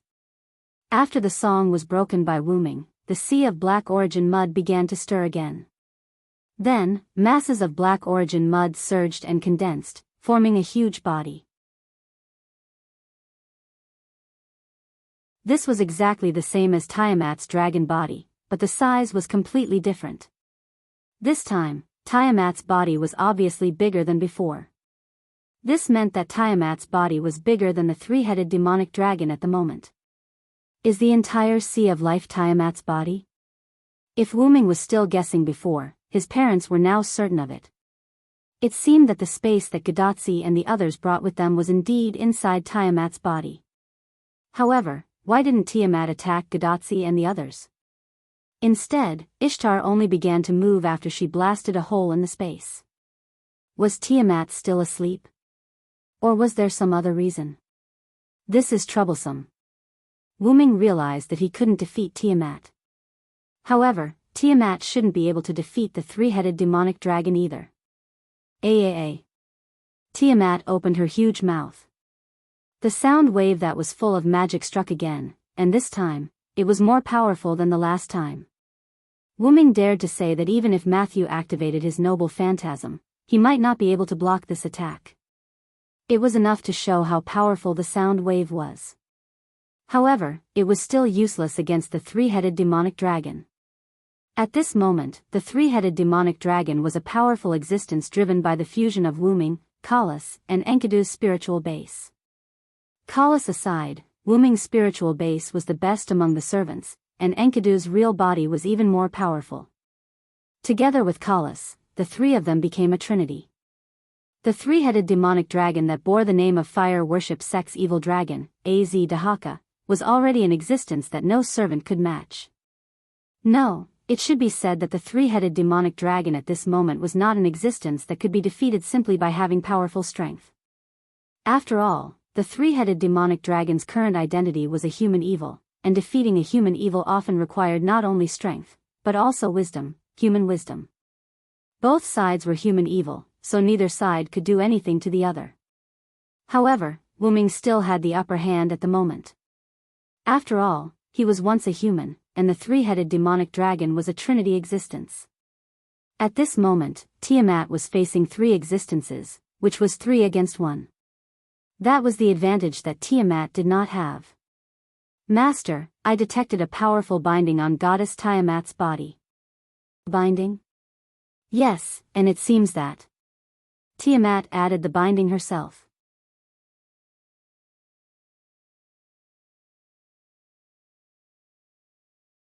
Chapter 1030. Even after fusing with the three-headed demon dragon's spiritual base, Kalas was still able to use her own abilities. That crown was the manifestation of Kalas' ability. Kalas had always been cautious and conscientious. She did all sorts of research, probing, and testing on Tiamat in an attempt to find out what weaknesses she had. The heavens rewarded those who worked hard. Kalas actually managed to discover the problem with Tiamat. That was, Tiamat had self-restraints. Tiamat is the creator goddess of Mesopotamia. The dragon body in front of us can be said to be the spiritual base of Tiamat after she fell and became a beast. Even so, Tiamat is still extremely powerful. However, the strange thing is, the Tiamat that we fought against wasn't as powerful as we thought. Wu-Ming voiced out the strange that Kalas mentioned. That's right, Master. When Tiamat fought against us, she didn't display much power. This is the strangest thing. Even without Wu-Ming, the current Tiamat wasn't undefeatable or despairing to Gadotsi and the others. That was, Tiamat didn't have an overwhelming and decisive ability. This wasn't something that a creator goddess should have. The only ability that Tiamat still had was the Sea of Life. However, it could even block Nabistan's Fong for a while. It couldn't be considered an overwhelming ability. The Sea of Life couldn't even compare to Wu-Ming's Hegemon's Halo. At the very least, the Hegemon's Halo could instantly destroy the black mud on the ground, while the Sea of Life couldn't instantly flood the ground. However, even if Tiamat has self-restraints, we can't do anything to her. Wu-Ming was not facing the problem of weakening Tiamat, but the problem of not being able to stop Tiamat. Wu-Ming wasn't afraid of Tiamat who didn't have overwhelming power, but he couldn't defeat Tiamat or stop Tiamat's actions. Tiamat's Sea of Life covered the entire Persian Gulf and the Indian Ocean. If they did not destroy it completely, there was no way to defeat Tiamat. This was what Wu-Ming couldn't do to Tiamat. The reason why Tiamat couldn't do anything to Wu-Ming was because Tiamat didn't have any overwhelming moves. No, Master, you can seal Tiamat. Kalas suggested to Wu-Ming. Kalas was an artificial spirit that supported the top magic attire. When it was first created, it had extremely high intelligence and could deal with all kinds of situations. Later on, Kelly became Wu-Ming's noble artifact, and had undergone the baptism of the origin, together with Wu-Ming's main body, which made her stand out from the rest.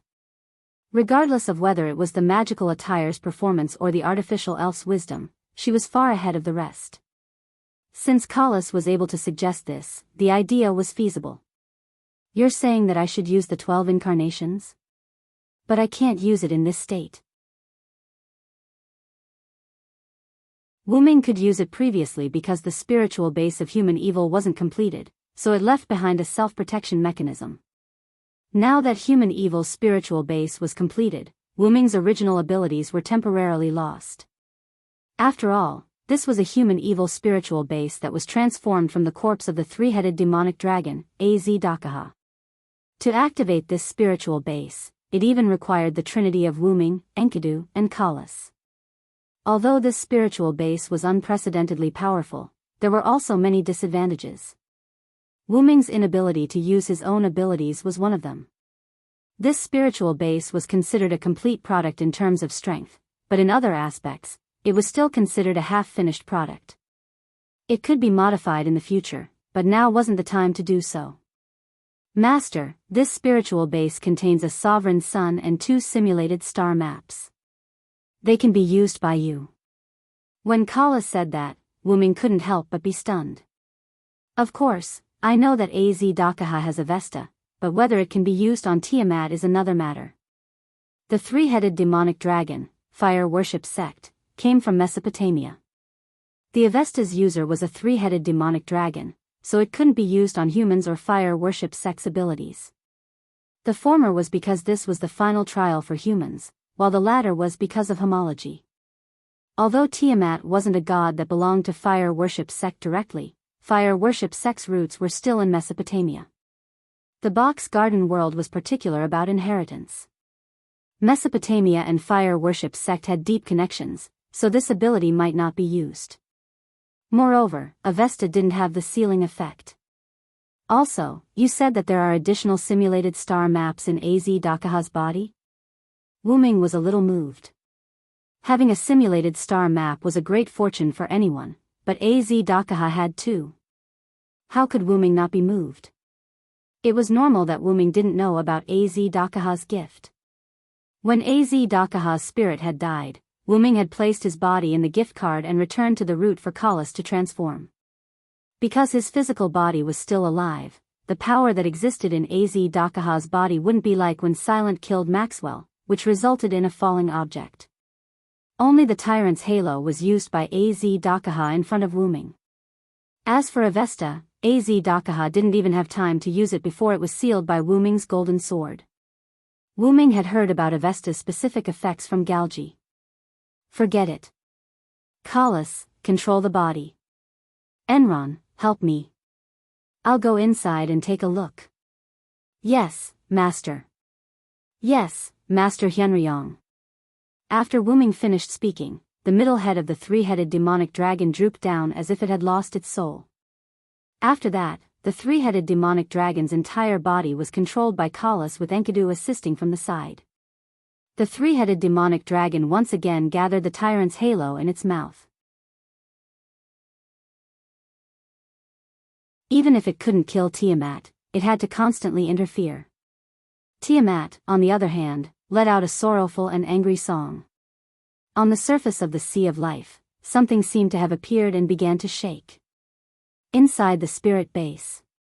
When Wu Ming said to take a look inside, he meant to go to the depths of the spirit base to take a look.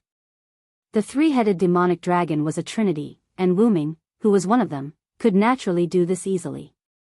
Wu Ming, who had turned into a ball of consciousness, came to the interior of the spirit base. In front of Wu Ming, there were 3 balls of light. 2 of them emitted the starry light of the universe, while the remaining 1 emitted the light of the sun. There was no doubt that this was a sun sovereignty and 2 simulated star map creation. Wu Ming reached out his hand to one of the simulated star map creation and immediately sensed the effect and name of the simulated star map creation. Is this Avesta? Wu Ming's hand separated from the ball of light and no longer cared about it. Then, the remaining 2 are the sun's sovereignty and the additional simulated star map creation that Kalas mentioned. Wu Ming placed his 2 hands on the balls of light without hesitation. In an instant, the information of the sun's sovereignty and simulated star map creation was transmitted to Wu Ming's mind. Dragon Sun sovereignty and simulated star map creation. Virtual star, Taisui.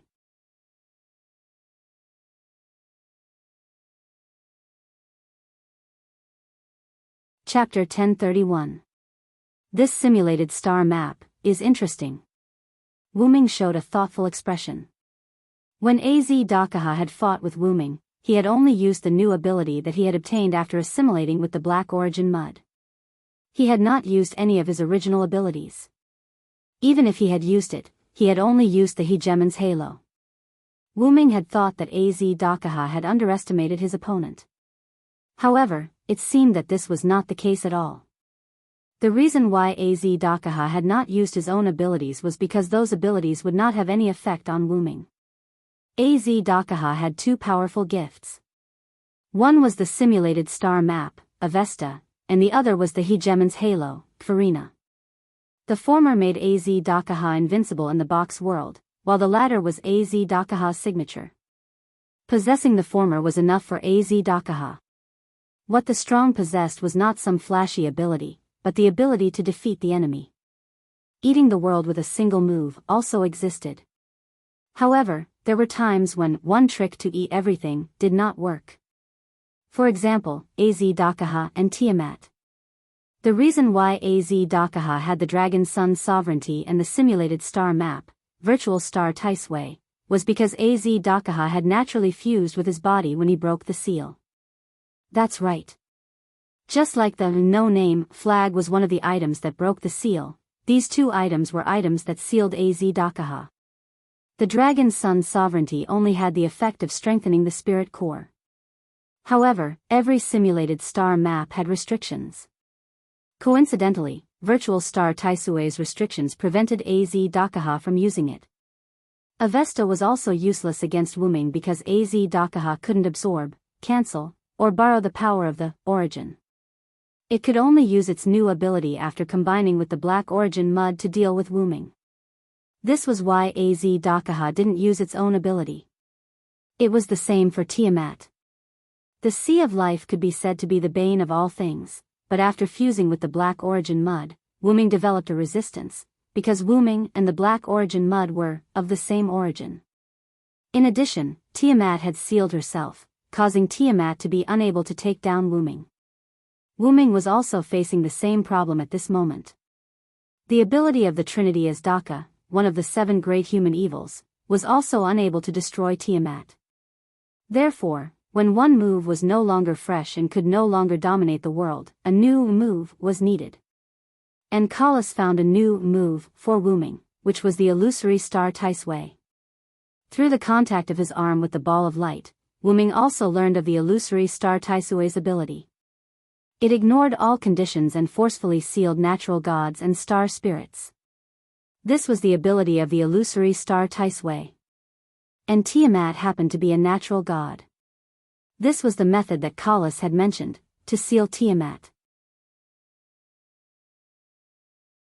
After Collis's adjustment, the Dragon Sun's sovereignty and the simulated star map illusory star Tisway in Az Dakaha's body had completely become this spiritual base's item, or rather, its ability. Therefore, Wooming could ignore the restrictions of the illusory star Tisway and use it directly. Then, let's begin. After Wooming finished speaking, the ball of light that his right hand touched emitted a huge amount of starlight, which instantly enveloped Wooming's consciousness. In the outside world, the three-headed demonic dragon controlled by Collis was hunting down Tiamat's the 11 sons. That's right, the 11 sons of Tiamat were born from the Sea of Life again, and in terms of strength, they were even stronger than the previous 11. However, it was all in vain. One after another, the demonic beasts were killed by the three-headed demonic dragon. Sun-like flames shot out from the Sun Lion's mouth and attacked the three-headed demonic dragon.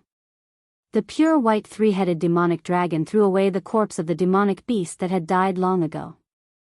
It then clawed at the fire of the sun, causing it to explode.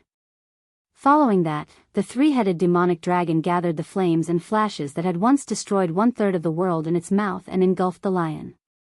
The sky had become dark at some point, and the storm carried a tornado that swept toward the three-headed demonic dragon like a petrel.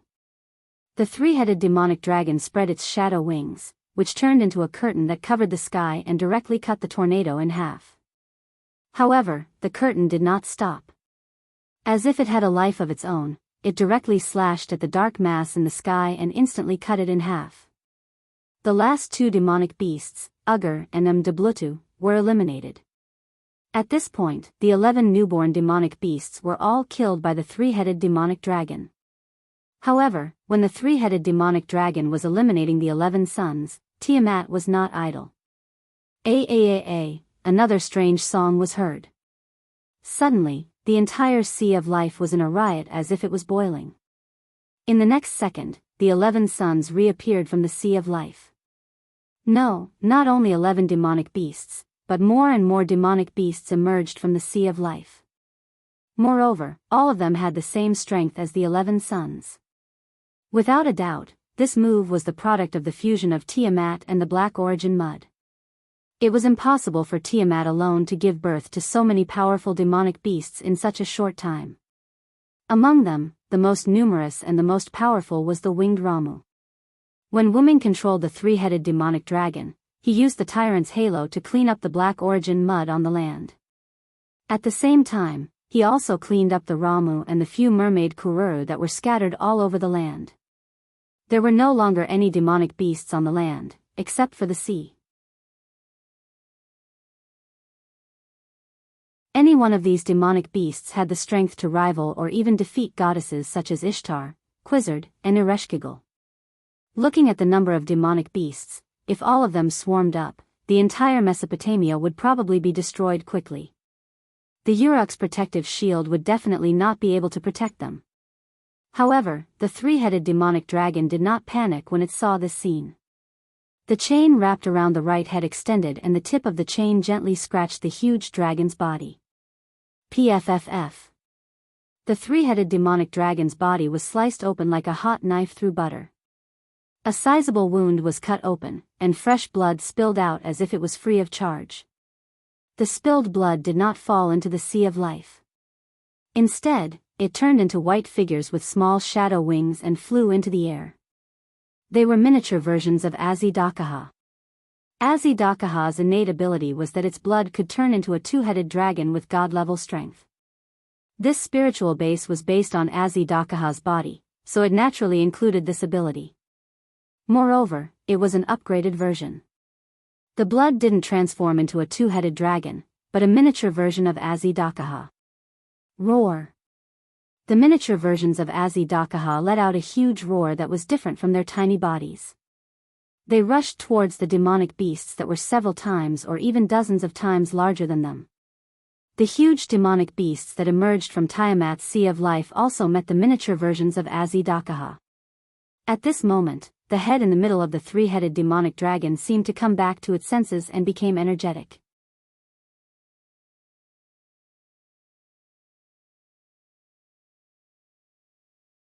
Chapter 1032. Master, you're back. As soon as Wuming returned, Kalas relinquished control of the body to Wuming. I've come into contact with the illusory star Taisue's ability, and I can activate it at any time. As Wuming spoke, he observed the current battlefield and couldn't help but frown. The reason was naturally because of the current situation. Firstly, the number of magical beasts that Tiamat gave birth to shocked Wuming. Secondly, the three-headed dragon army couldn't defeat the magical beast army and was now retreating. As the number of winged Ramu was the highest, both sides were basically fighting in the air, and only a small number of them were fighting on the sea. Whether it was on the sea or in the sky, the three-headed dragon army was retreating. It couldn't be helped. In terms of individual strength, the magical beasts that Tiamat gave birth to were much stronger than the three-headed dragon formed from the three-headed dragon's blood. Even if these three-headed dragons could continue to divide their blood, each individual that was split was weaker than its superior individual. This was the main reason for the phenomenon of them retreating. Wuming immediately had the thought of, I can't delay any longer. Illusory star Taisui activate. Wuming didn't need to follow the rules to activate the simulated star map, so he only needed to shout or even think about it to activate it. The majestic voice from the three-headed dragon's body was transmitted to the void. All the three-headed dragons and magical beasts that were fighting to the death, including Tiamat, were stunned. The former was due to the deterrence of Wuming's voice, while the latter was purely due to fear. In the next second, a cluster of light that emitted a cosmic starlight emerged from the three-headed dragon's body. The petite size of the cluster of light created a sense of contrast with the three-headed dragon's huge body. However, the threat that the cluster of light brought to Tiamat was far greater than that of the three-headed dragon. A sound wave that was more powerful than before materialized and attacked the three-headed dragon. The three-headed dragon army and magical beast army that were in the path of the sound wave attack were all shattered into powder by the sound wave. Faced with Tiamat's move that was different from the past, Wuming became serious. The three-headed demon dragon opened its mouth, and a beam of light belonging to the tyrant's halo enveloped the incoming sound wave, instantly extinguishing the sound wave's follow-up attack. It was a flash of starlight, shot out from Tiamat's eyes of the stars, hidden behind the sound wave. It seemed that Tiamat was also anxious. Wuming didn't waste any more time and had Su Xing Tai Sui take action. You are no longer needed here, primordial goddess of creation. Leave this world that no longer belongs to you. In front of Wuming, Void Star Taisue's sphere of light fell into the Sea of Life, and Tiamat's enormous body stopped moving. Tiamat seemed to let out a final cry. In the next second, Tiamat's huge body turned into black mud and merged into the sea. The magical beasts that were born in the Sea of Life were also turned into black mud and fell into the sea. The dark clouds in the sky had already dispersed, and the sun had completely sunk into the west. Night had fallen. In the central region of Mesopotamia, in the fortress city of Uruk, it was nighttime. At this moment, a circle of light surrounded the Uruk. The Uruk city was also brightly lit. People were celebrating. In order to celebrate the end of the world, Gilgamesh ordered the soldiers to set up a venue in the Uruk city and even outside the Uruk city for people to dance, eat, and thank the gods. The reason why the venue was set up outside the Uruk city was because the Uruk city was not enough to accommodate everyone's celebration. After all the humans in the Mesopotamia region were gathered in the Uruk city at this time. In the current season, the night was not cold. In addition, the outside of the Uruk had been purified by the sea of black mud. The magical beasts had completely disappeared, and there was no need to worry about being attacked. In the divine tower, Gadotsi and the others gathered together to enjoy the fruits of victory after the end of the world. However, because the outside of the Uruk had been affected by the sea of black mud, there were very few pastures and farms, and there was a shortage of food. Only a few pastures and farms in the north of the Uruk were still intact. However, this did not change the fact that there was a shortage of resources. Therefore, Gadotsi and the others, as well as the Uruk people outside the Divine Tower, did not have much food to enjoy. The pastures and farms had to be reserved for grain, cattle, and sheep in order to prepare for the future life of the humans in Mesopotamia. Therefore, the people were just immersed in the atmosphere of surviving the disaster. At most, they would dance and eat very little. Of course, this included Gadotsi and the others. In the center of a large room in the Divine Tower, a large dining table was placed there. Gadotsi and the others sat around the table and tasted good wine. Although there was not much food, Gilgamesh could still provide drinks for Gadotsi and the others to drink freely. Of course, Gadotsi, Matthew, Mayu, and Anna were drinking drinks and not wine. The leopard man and Funbaba were playing in an open space at the side. Enkidu, who was worried about Funbaba, was paying attention to Funbaba while having a conversation with Gilgamesh that he had not had for many years. Although Gilgamesh was more or less not used to the fact that his close friend had a gender, a close friend was still a close friend. This would not change. Zhuge Kongming and Leonidas I sighed at the sweet and mellow taste of the wine in their hands. Nuwakamaru, who was beside them, was drinking alone as if he was mourning for Musasobo Benkei. Quizzard and Ishtar clinked their glasses. Ishtar also poured a glass of wine for the absent-minded Ereshkigal, which gave Ereshkigal a fright. It was only after Mayu, who was beside her, said something to Ereshkigal that Ereshkigal calmed down. Matthew and Gadotsi gently tasted the drinks that Gilgamesh brought out. Gadotsi, who was beside Anna, was also tasting the delicious drink because of Merlin's harassment. She had to pretend that she did not care about the delicious drink. Everyone was immersed in the celebration dinner of Tiamat being defeated by Wuming, but because Wuming was not present, many people were more or less absent-minded.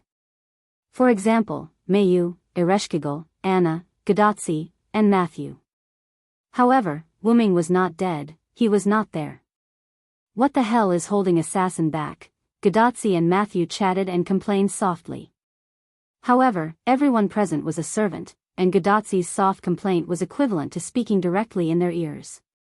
That, I also want to know. After Ereshkigal spoke weakly, Mayu, who was beside her, looked a little shaken, and Anna's eyes also drifted. Gadotsi and Ereshkigal's questions attracted everyone's attention, except for the leopard man. Ishtar looked at Ereshkigal, who became absent-minded again, and shook her head helplessly. Didn't Golden Sparkles say that Hyunryong is now implementing the follow-up work on Tiamat on the coast of the Persian Gulf? He will be here in a while. You guys don't seem to see that guy. Did he take your souls away or something? Ishtar's criticism made Ereshkigal's face turn red. She naturally knew that Gilgamesh said that Wuming was on the Persian Gulf, but Wuming was not there. Not only her, but Gadotsi and the others also couldn't help but be absent-minded. And Ereshkigal had a feeling that Ishtar was actually worried about Wuming, but she didn't directly show it. Therefore, Ereshkigal and Ishtar quarreled again. What does it have to do with you that I care about him? You greedy goddess, do you want to take away other people's thoughts? What did you say? You despicable guy. At that moment, Ishtar also became angry and stared at Ereshkigal. Seeing this, Gadotsi no longer expected to get any information from the sisters, and then turned to look at Enkidu. Seeing Gadotsi looking at him, Enkidu showed a warm smile to Gadotsi. Don't worry, Sir Wuming is indeed dealing with some aftermath matters. He will be back soon.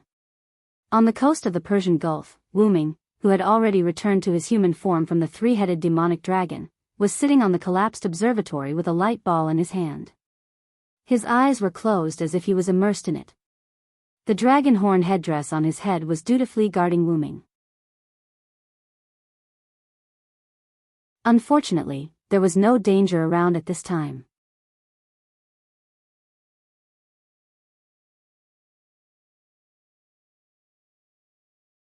Chapter 1033. Ever since the void star Tisway sealed the entire sea of life that represented Tiamat, the Persian Gulf and even the Indian Ocean returned to their original ocean state. Other than the fact that no living creatures could be seen, the ocean at this moment was no different from before. After that, Wuming also removed the three-headed demonic dragon state, but the spiritual base of human evil still existed. After all, the transformation of the spiritual base was basically complete, and it could not be changed back even if he wanted to. However, there was one thing to note. Wuming could not recreate the three-headed demonic dragon's body with Enkidu and Kalas for the time being. After all, the three-headed demonic dragon's human evil spiritual base was only possible because of the blessings of Tiamat, the first Hassan, and Funbaba, who had temporarily obtained the title of Crown Rider. Now that Tiamat was sealed, and the first Hassan had left after the crisis was over, the Crown Rider on Funbaba had also disappeared. Naturally, the three-headed demonic dragon's form could not be maintained. In other words, it was already a miracle that Wuming could still exist with this spiritual base at this moment. Now that the connection had collapsed, it should have been forced to leave this world.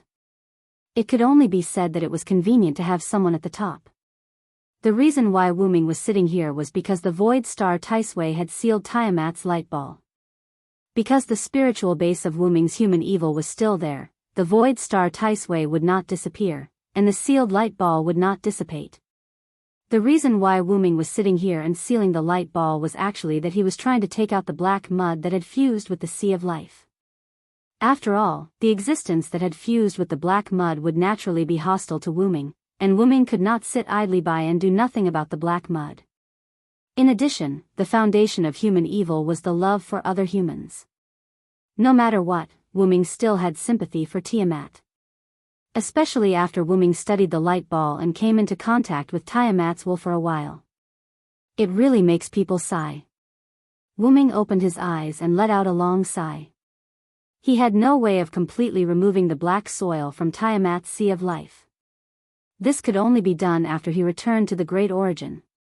During this time, Wuming felt Tiamat's thoughts. I miss the children. I want to come into contact with the children. I want the children to return to my arms, but I'm afraid of bringing harm to the children. This was Tiamat's extremely simple thinking. Wuming could use his origin power to kill Tiamat the same way he had killed Az Dakaha, but Wuming couldn't bring himself to do it. Aziz Dakaha's evil was because he wanted justice to stand on his corpse, while Tiamat's evil was simply a mother's instinct to care for her child who had abandoned her, as well as the world that did not need her. And this mother was also afraid that she would harm her child. Otherwise, she would not have placed a self-seal on herself. Tiamat had only been chosen to become a bug in the human system. This bug had to be fixed in order for the system, called humans, to continue. And this bug had been created by using the love for humans. Fixing the false love that had been forced to become was a little cruel in Wuming's eyes. Aziz Dakaha had already died at Wuming's hands. Wuming did not want another existence similar to Aziz Dakaha to follow in his footsteps. However, it was obviously impossible to let Tiamat go just like that.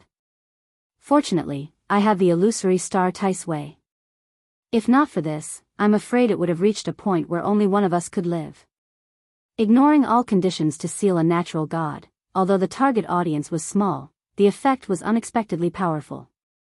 If not for this, it was hard to say who would die in the end. Wuming felt a headache at the thought of so many powerful magical beasts that had been born from the sea of life. And fortunately, those magical beasts were formed from the black soil in the sea of life. They were also a part of Tiamat. Otherwise, Wuming would not have a good way to deal with so many magical beasts at once. And if the time was delayed, who knew how many magical beasts Tiamat could give birth to? The sea of life was so big, and Tiamat had the support of the black soil. Who knew what would happen in the end? Therefore, this was why Wuming believed that the outcome was still uncertain. In any case, let's bring Tiamat back to the root of life first. Once they returned to the root of life, there would definitely be a way. After all, the root of life was the source of miracles, and Wuming was a god inside. Wuming shook his head and rested for a while. After relieving his fatigue, he merged the ball of light into his body and stood up. Wuming looked at the position of the stars in the sky and estimated the time. At this time, Tachika and the others probably haven't finished their banquet. I should still be able to make it, probably. If not for the last 2 words. But Wuming knew that the Uruk was short of resources at the moment, so he did not expect to be able to eat delicious food. Let's go join in the fun. Wuming turned around, and his body disappeared into the portal that had opened at some point in time. Then, the portal closed. On the coast of the Persian Gulf, there was only the night wind blowing the waves and hitting the rocks in boredom. Uruk. Although the Uruk was still brightly lit, most people had collapsed on the ground. Don't get me wrong, they were asleep. They reeked of alcohol, and even some children were no exception. But only a few children reeked of alcohol. This was the scene that Wuming sensed when he walked out of the portal that appeared in the sky. Gil really put in a lot of effort this time. I'm afraid the Uruk has run out of alcohol. Alcohol could not replace food, and the people who listened to the king did not drink because of the influence of the apocalypse. So, there was still a lot of alcohol left in the Uruk. There was not much food, so they drank, sang, and danced. This was how the Uruk citizens celebrated tonight. And because the tense minds were relaxed, there were many people who had fallen asleep in and out of the brightly lit Uruk. By the way, most children just fell asleep after relaxing their minds. There were not many children who secretly drank. Although this era was thousands of years away from the modern era, Gilgamesh still protected the children well. After all, children were the future of mankind. No longer paying attention to the scene inside and outside the Uruk, Wuming flew straight to the God Tower. Anyway, the night was not cold in this season, and there were no beasts outside. Let them sleep. At most, they would have a stiff neck because of the wrong sleeping posture when they woke up the next day. After entering the God Tower, Wuming went directly to the room where Gadotsi and the others held the banquet. In the corridor near the door, Wuming met Siduri. Siduri, haven't you gone to rest yet? When Gilgamesh was slacking, Siduri was the manager. After all, the Uruk citizens couldn't hold a banquet without a manager. Otherwise, it would really be chaotic. Seeing that it was Wuming, Siduri bowed first. I'm not tired, Master Hyunryong. Have you finished your work? As an insider, Siduri naturally knew from Gilgamesh and Enkidu that Wuming had something to do in the Persian Gulf and hadn't returned yet. Yes, I've finished my work. I came back to see if I can make it in time for the banquet. Immediately, Siduri smiled. You're late. Master Hyunryong, Master Ishtar, and the others have all left. Miss Tachika and Miss Matthew are also asleep at the table. I just met Master Enkidu and asked me to send a towel over. Siduri said and raised a piece of white cloth in her hand. It was a wool towel that could be used to cover the body. Even if it was not cold at night, Enkidu was still very caring. Wuming nodded as if he understood, then reached out and took the towel in Siduri's hand. Then I'll send it over. Ignoring Ishtar and the other goddesses and Enkidu, he was going to see Gadotsi and Matthew first. Oh right, Siduri, go and rest now. Immediately, this is the will of the gods.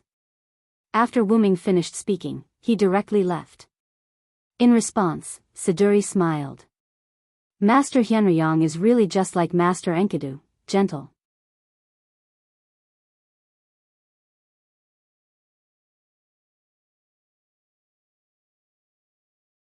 Chapter 1034.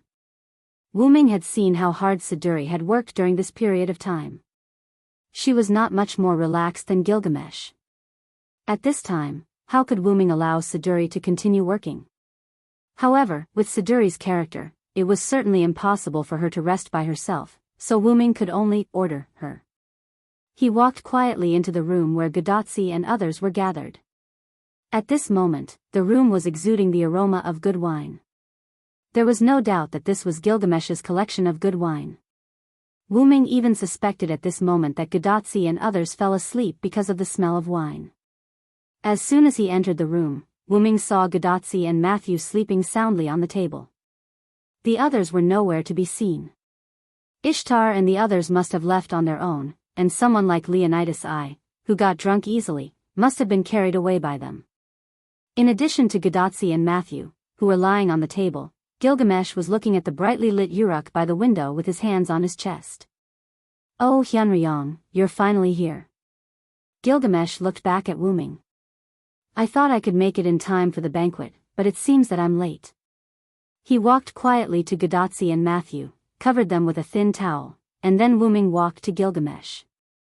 Gilgamesh set up runes around Gadotsi and Matthew, so he didn't have to worry about disturbing Gadotsi and Matthew. "There wasn't much food, but this king left some good wine for you." Gilgamesh showed a king's smile, and then golden ripples appeared from his body. 2 golden wine cups and a golden wine jug emerged from it. Gilgamesh held the golden wine jug, poured it into 2 golden goblets, and then threw one of them to Wuming. The wine cup flew lightly to Wuming as if it had a life of its own. Wuming didn't use much strength and easily caught it, then drank it in one gulp. "Although this wine is delicious, it's not to my taste." Wuming threw the empty wine cup away, and the golden wine cup turned into golden particles and dissipated. "This king is the same."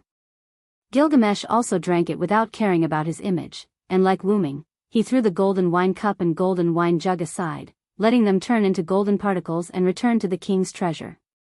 No matter how sweet the wine created by the gods is, it is still an existence that this king and humanity must abandon. This was the reason why it was not to his taste. Without responding to Gilgamesh's words, Wuming walked to Gilgamesh's side. With his back facing Gilgamesh, Wuming stood in front of the window and looked at the starry sky. "The Uruk people survived, and you are still alive. The Sumer dynasty can continue, and human civilization can continue." When Wuming took away Tiamat, who was sealed in the illusory star Taisway, this singularity would also be repaired and returned to the right track. What Wuming meant was that it was time for him to leave.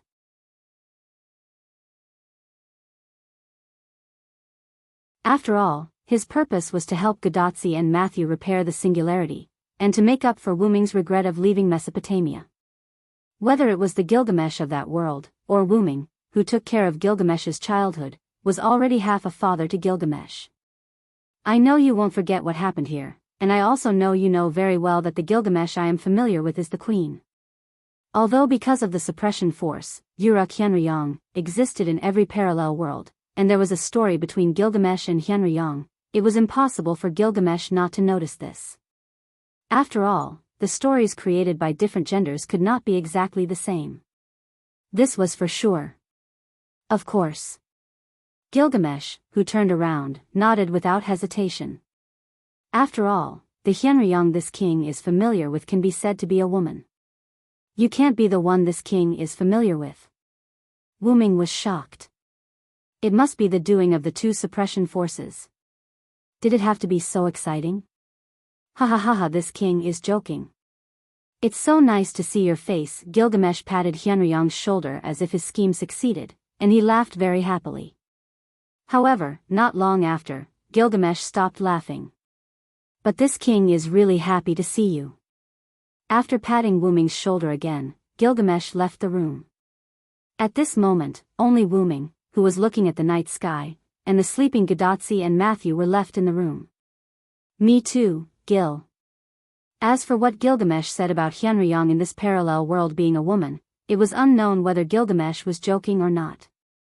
Early the next morning, Gadotsi woke up groggily and found herself lying on the bed in her and Matthew's room in the Chaldean embassy, and Matthew was lying next to her. "Hey. Hey hey hey."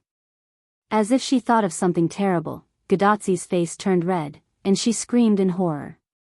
"What happened, Senior?" Matthew had a conditioned reflex because of Gadotsi's scream. He suddenly woke up from his sleep and sat up. "No, nothing, I just woke up and had a nightmare." Gadotsi was silently relieved. After all, she found that the clothes she was wearing did not change. It seemed that someone sent her and Matthew back here and put them directly on the bed. Suddenly, a voice came from the corner. "Are you awake, Tachika, Matthew?" Gadotsi and Matthew looked and found that it was Wooming. Assassin? Did you send me and Matthew back? Gadotsi guessed. Wooming, who was sitting cross-legged in the corner, nodded. Seeing that you were sleeping soundly, I didn't wake you up. Instead, I sent you back here. Wooming pointed to the bed where Gadotsi and Matthew were, and then pointed to the corner where he was, and then continued to speak. I didn't know where to go, so I just stayed. But don't worry, I didn't stare at your sleeping faces the whole night. Wooming smiled. However, the more Wooming said this, the more embarrassed Gadotsi and Matthew felt.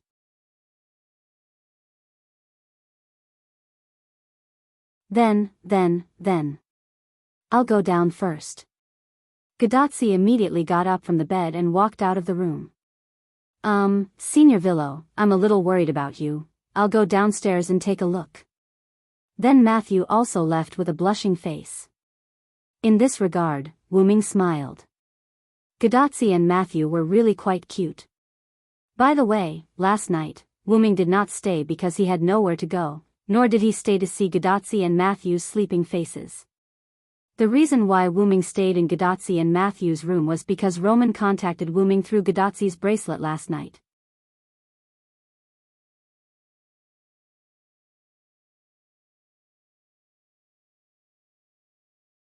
Chapter 1035. Last night, after Gilgamesh left, Wooming also left not long after. However, Wooming left with Gadotsi and Matthew. The method was simple. Whether it was using magic or mental power, Wooming could take the two away without waking them up. After returning to the Chaldean embassy, Wooming saw Merlin, who was secretly eating at the table on the first floor. After chatting with Merlin for a while, Wooming took Gadotsi and Matthew upstairs. By the time the two of them had settled down, it was already the latter half of the night. Just as Wooming was about to leave to find a place to rest, Gadotsi's wristband rang. Hyunryong, no, the Root Dragon, I have something to talk to you about. Roman was someone who knew Wooming's true identity, and Wooming also knew Roman's true identity. And Roman came to Wooming so mysteriously at this time, and even addressed Wooming as the Root Dragon. It seemed that there was something big going on. Less than 20 employees of Chaldea have gone to rest. The director and her followers are still maintaining the Holy Grail and will not let Chaldea contact the outside world. Da Vinci has also returned to his workshop. Tachika and Matthew are also asleep, so Roman came to contact Wooming when no one else was around. Obviously, he must have something important to say. Are you feeling uneasy about the enemy who burned humanity? Wooming asked casually. On Chaldea's side, Roman fell silent. It was obvious that he did not expect Wooming to tell the truth. It was not difficult to guess. Roman came to Wooming secretly because he did not want others to know. Only secrets must be kept. And there was indeed a secret between Roman and Wooming. That was, Wooming and Roman knew each other's true identities. And this involved the mastermind behind the burning of humanity. After all, Gydia and Roman were inextricably linked. So, Roman came to Wooming because of Gydia. No, to Roman, it was because of the mastermind behind the scenes, the fake Solomon. After all, Wooming did not tell Roman that the fake Solomon was the tactic Gydia created by Solomon. I don't know why, but I keep feeling uneasy. I know you know the enemy's situation very well. Can you tell me? Roman did not know the details of the enemy. Wooming did not tell him, and he only saw a hint of danger before he gave up his power. However, I refuse. Wooming refused without thinking. Wait a minute, why? Even Roman could hear Wooming's perfunctory tone. The reason is simple. Wooming found a stool and sat on the bed where Gadotsi and Matthew were. He chatted with Gadotsi's wristband. Although it was a little strange to chat with someone who was sleeping soundly. Anyway, there was magic on Gadotsi and Matthew. He did not have to worry about waking up Gadotsi and Matthew. You're now a human, Roman Acheron. You're no longer any powerful existence. You don't have the ability to save everything. You've been like this since you became a human.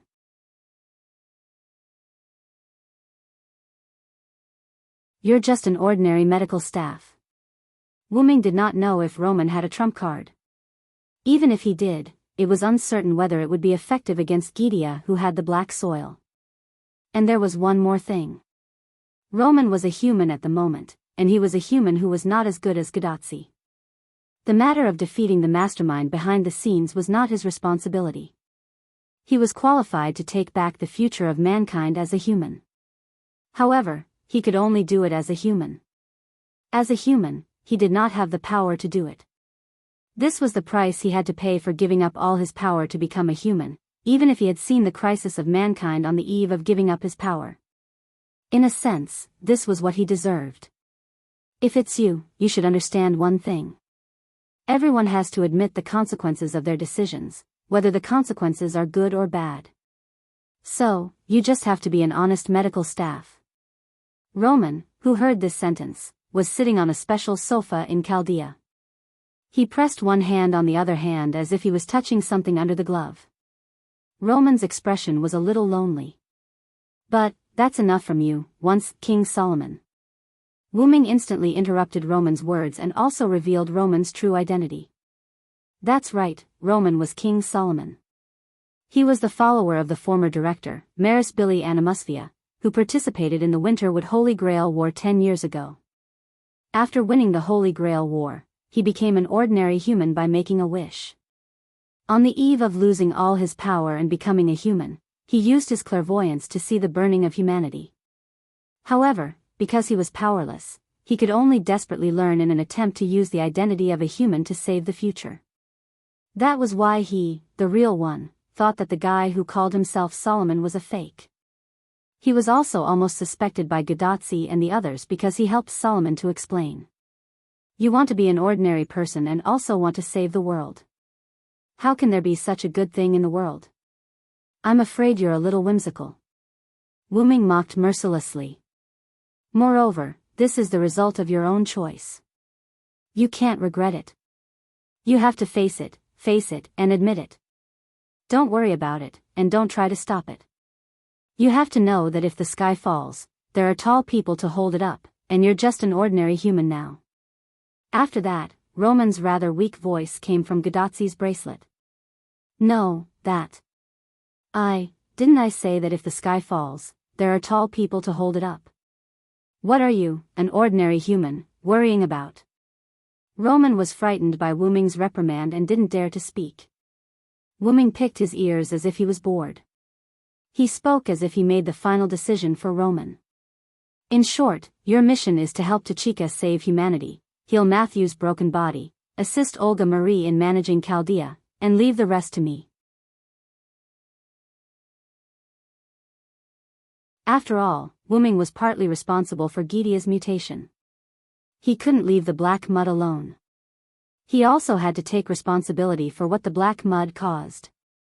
However, the difference between Wu Ming and Roman was that Wu Ming had the ability to solve all of this, and Roman didn't have such ability.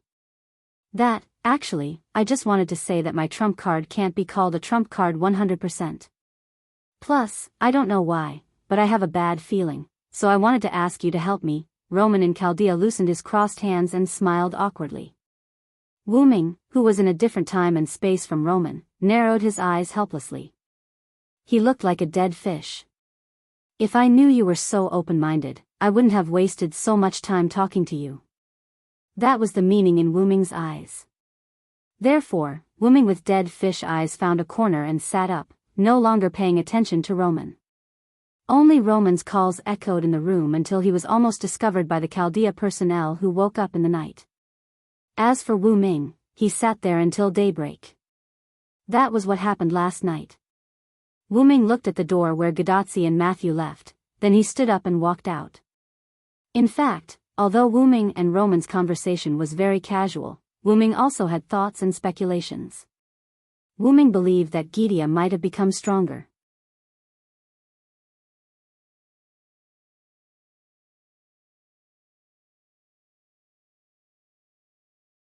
Chapter 1036.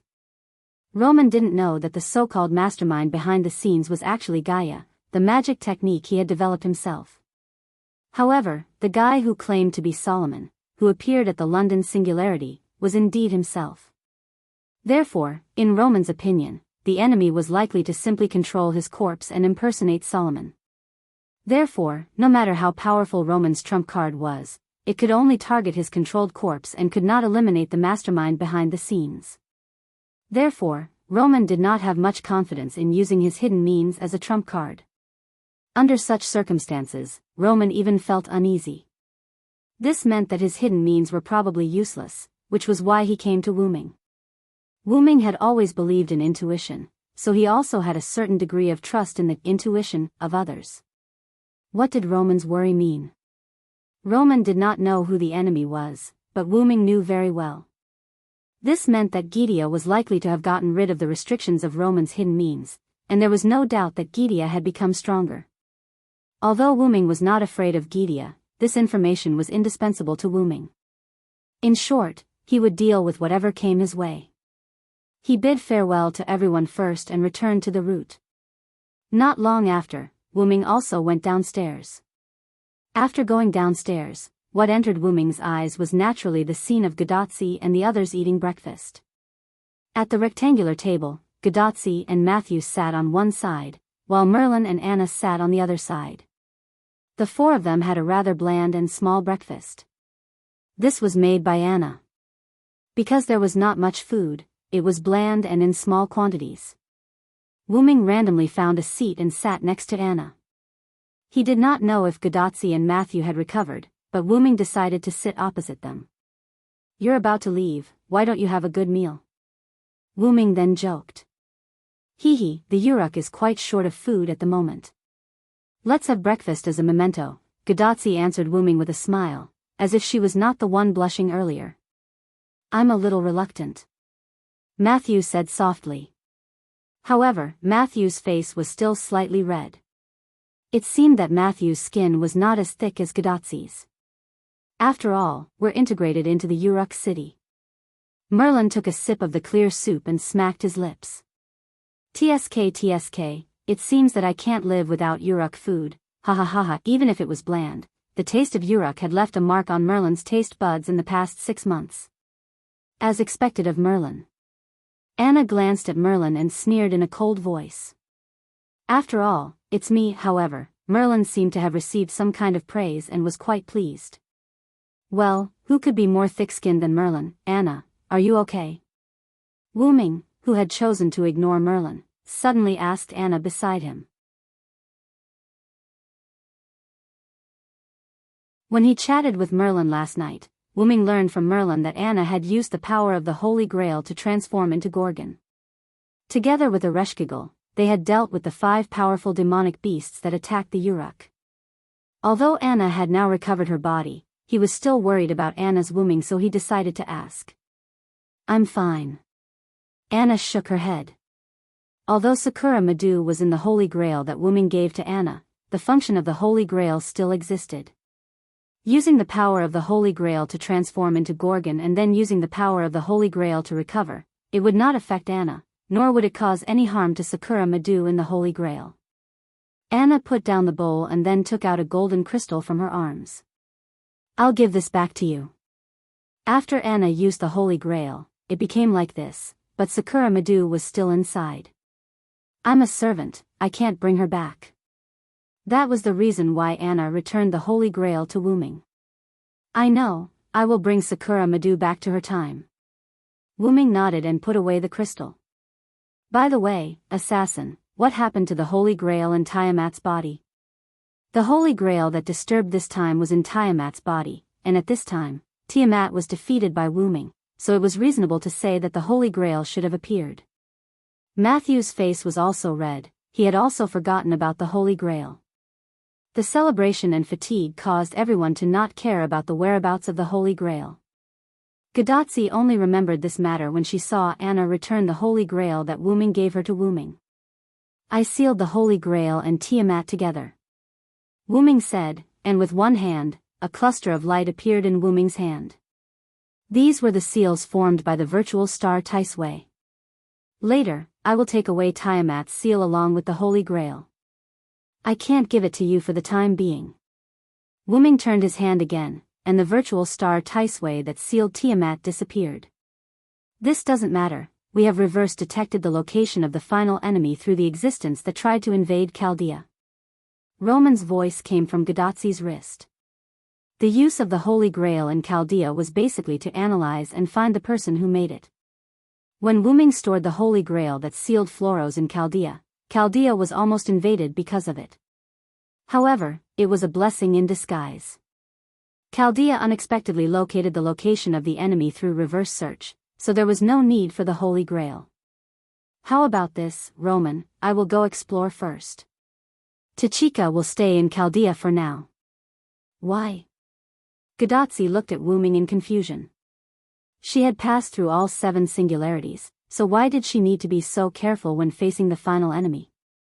Moreover, Gadatsi couldn't bear to see Wuming in danger alone. Similarly, Matthew couldn't do it either. Senior Villo, I think it's better for us to go with you.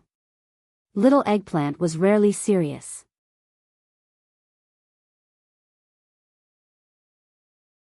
However, Wuming smiled. You've misunderstood. I just need to verify something. If I go with you, I'm afraid I'll hurt you. Both Gurgle and Mashu nodded their heads as if they suddenly understood. With Wuming's powerful strength, it was very likely that he would hurt his allies. However, Roman and Leonardo da Vinci in Chaldea noticed something. How could a strong person like Wuming accidentally hurt his allies? It was obvious that Wuming didn't want Gadatsi to be in danger. But in the end, Roman agreed with Wuming's decision. All right then. Tachika and Matthew will go back to their rooms to rest after returning to Chaldea. We'll wait for Hyunryong's notice before we act. No matter what, Gadatsi wasn't as powerful as Wuming. She was just an ordinary person. If something happened to her, it would be over. Wuming nodded. After you finish eating, we'll go to the Divine Tower to bid farewell to Gil and the rest. At the same time, Wuming also freeloaded a meal.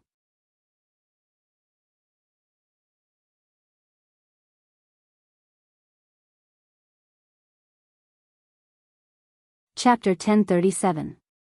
At the bottom of the tower, Wuming, Gadatsi, Matthew, Merlin, Anna, Mayu, and Ereshkigal came together.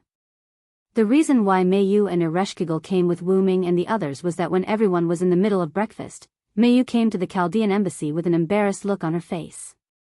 Mayu just came to Wuming, and the reason why she took Ereshkigal with her was to repay Ereshkigal for staying the night last night. She took Ereshkigal shopping with her. That's right, Wuming came back late last night, and when everyone finished the banquet, Mayu left with Ereshkigal. After knowing that Mayu was Wuming's sister, Ereshkigal was quite serious about building a small house for Mayu in the underworld. By the way, because Mayu was a servant at the moment, the underworld would not cause any harm to Mayu. Last night, Mayu and Ereshkigal slept in the underworld.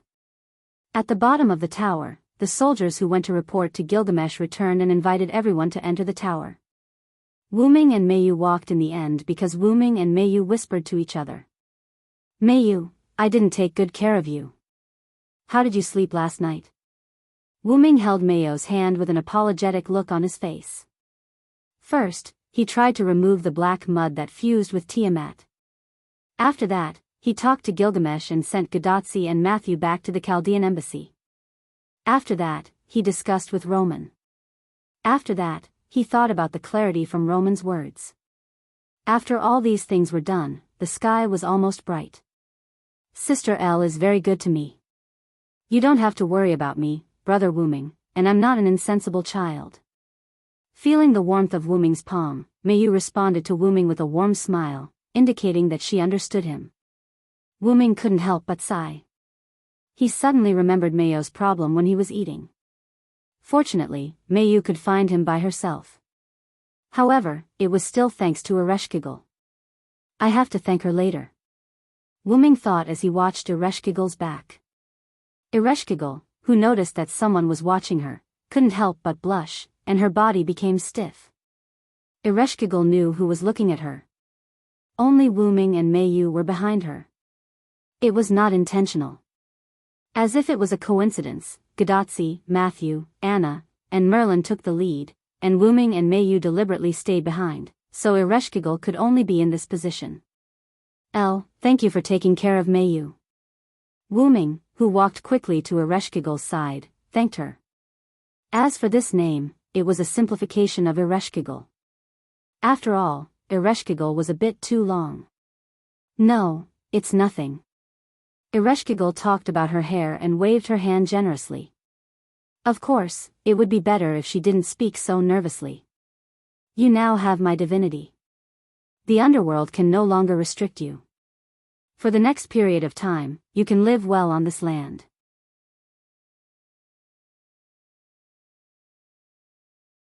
This was both Wu-ming's gratitude to Ereshkigal and Wu-ming's sympathy for Ereshkigal's past. Yes, you are leaving soon. Ereshkigal, who was originally nervous, suddenly became lonely. This was the tragedy brought about by time travel. The two sides were not of the same era, and they had to be separated in the end. Humans basically prohibited or restricted the technology of time travel. This was also one of the reasons. Ereshkigal sped up and distanced herself from Wu-ming and Mayu. Brother Wu-ming, can't we meet Sister Elle again? At this moment, Mayu also seemed a little unhappy. Children were very emotional, especially little girls. Although Mayu had experienced life and death, it did not mean that she had adapted to it. On the contrary, Mayu was more sensitive to such things. In addition, Ereshkigal's temper and personality were very suitable for Mayu's liking. Mayu was familiar with her face, so the two got along well in this short time. For Mayu's question, Wu-ming smiled casually. How is it possible? When everything is solved, we can come to see your sister Elle again. We can even bring her to live in the modern world.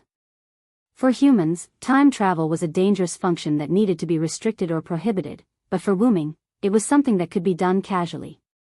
Really? That's great, brother Wu-ming. Mayu recovered again. Seeing Mayu become emotional, Wu-ming touched Mayu's head with some emotion. You have changed a lot during the time I was not around you.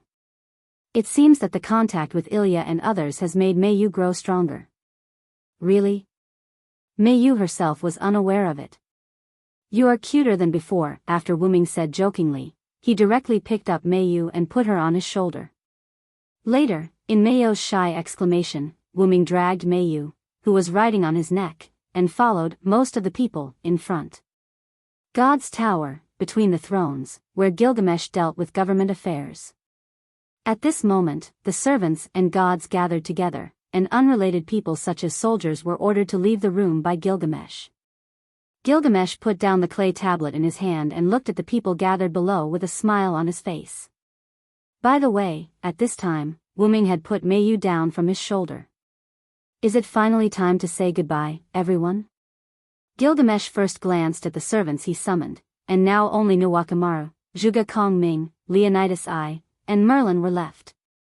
Then Gilgamesh looked at Ishtar, Quetzalcoatl, Ereshkigal, and Anna standing in the corner. In a sense, the three goddesses' alliance finally stood on the side of humans. Later, Gilgamesh looked at Wu-ming and Enkidu standing together, and Wu-ming's sister in modern times. His sister aside, Wu-ming and Enkidu would certainly not stay here, they had their own things to do. Ignoring the leopard man and Fanbaba, who were hiding and playing, Gilgamesh finally looked at Gadotsi and Matthew.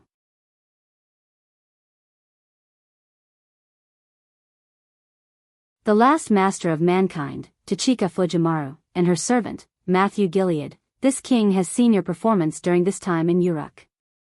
Although you are still very weak, this king believes that even without the help of Hyunryong and others, you can still save this era. Gilgamesh's praise made Gadotsi and Matthew quite happy. After such a long time of contact and communication, Gadotsi and Matthew were no longer afraid of Gilgamesh. They now sincerely admired this most ancient king. King Gilgamesh, thank you and everyone for taking care of us during this time, we will not forget you. This was a farewell. Gadotsi didn't just look at Gilgamesh, she also looked at everyone around her. Tachika, especially me, you have to remember me well. Quizzard came to Gadotsi and hugged Gadotsi, making Matthew panic. And me, don't forget the great leopard man. No one knew when the leopard man ran over and joined in the fun. You are a master, maybe you can summon us as servants to your side. Ereshkigal's tone was quite serious. Humph. Although you can't summon us deity-level servants, that's all that matters, Ishtar said mercilessly with his arms crossed. Goodbye, everyone. Anna's farewell was quite concise. In Anna's view, even if a human master couldn't summon god-level servants, there was still a chance to meet them. Lord Fujimaru, you can try to summon me next time. I will kill all your enemies for you. Nuwakamaru seemed to have walked out of the shadow of sadness, worthy of being a warrior. Me too, but remember to exercise your muscles often. At the last moment, Leonidas I took off his helmet. Exercise of the mind is the most important thing. Zhuge Kongming interjected. However, as Ryder said, we are not god-level servants. You can try to use the fate left by your contact with us during this period of time to summon us. Zhuge Kongming took out a cigar from his pocket and lit it. I know, everyone. In short, I will try to summon you. Gadatsi said after getting rid of her big sister's hug. By the way, since this era is safe, will the servants stay? Matthew thought about it. When Hyenryong takes Tiamat and the Holy Grail away, the servants will disappear one after another. At most, only the god-level servants will be able to hold on for a while. Merlin explained. In the end, Wuming also walked in front of Gadatsi and Matthew. Listen to Roman first. When you return to Chaldea, go to your personal room and rest. When I need you, I will use my means to inform Chaldea. I look forward to fighting side by side with you next time, Tachika, Matthew. Finally, after Enkidu also said goodbye to Gadatsi and Matthew, Gilgamesh spoke again. In this era, the Mesopotamia of BC has been saved by Chaldea. Now, this king orders you to leave here, go to the last singularity, and destroy the final enemy. Romani. Roman, who was in Chaldea, heard Gilgamesh's last call. After responding, he immediately began to transfer Gadatsi and Matthew's ray shift. Tachika, Matthew, the ray shift has begun. Get ready. Yes, Doctor. In the next second, the two's body began to glow, blue particles of light. Fu. Fu. Fufu suddenly ran out from the corner when the two were about to leave, followed by Funbaba who was interested in Fufu. After that, Fufu jumped into Matthew's arms. Fufu. Matthew almost forgot about Fufu. Where did Fufu go? Gadatsi lamented Fufu's powerful hide-and-seek ability. Everyone, goodbye. Gadatsi waved to everyone, and Gadatsi, Matthew, and Fufu turned into blue particles and dissipated. After witnessing Gadatsi and Matthew's ray shift, Wuming looked at Enkidu and Mayu, who were hugging Funbaba.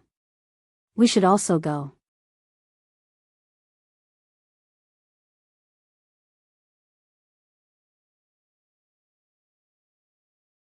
Chapter 1038. Inside the origin that looked like a starry sky, on the platform formed in the center, the huge and magnificent white origin dragon opened its eyes and woke up from its slumber. The first thing it did when it woke up from its slumber was to open a virtual screen in the void. The scene on it was an elementary school in a certain world. Wuming, who was in the origin, had the ability to see what was happening in a certain world. Sui Kun Original Academy Elementary School, where Mayu and Ilya went to school. Before Wuming left, he brought Mayu, Ilya, and the others back to Ilya's world. In any case, Mayu had settled down in Ilya's world and went to school. Wuming wouldn't do such a cruel thing as separating Mayu and her friends. However, because of the Ainsworth family's technology and the method of crossing between two worlds taught by Wuming, Shiro and the others could go to Mayu's world to visit Mayu at any time. On the screen, Mayu was chatting with Ilya and other friends, but then, Mayu froze for a moment, and then as if waking up from a dream, she fell into a trance. It seemed that Mayu had received the memory of herself turning into a servant and going to BC. Although it didn't matter if she couldn't receive it, Mayu's servant body was also Mayu. Wuming didn't want anything to happen to Mayu's clone. The heroic spirits in the Valhalla couldn't accept all the memories of the clone, but Mayu wasn't a heroic spirit, so she could definitely receive those memories.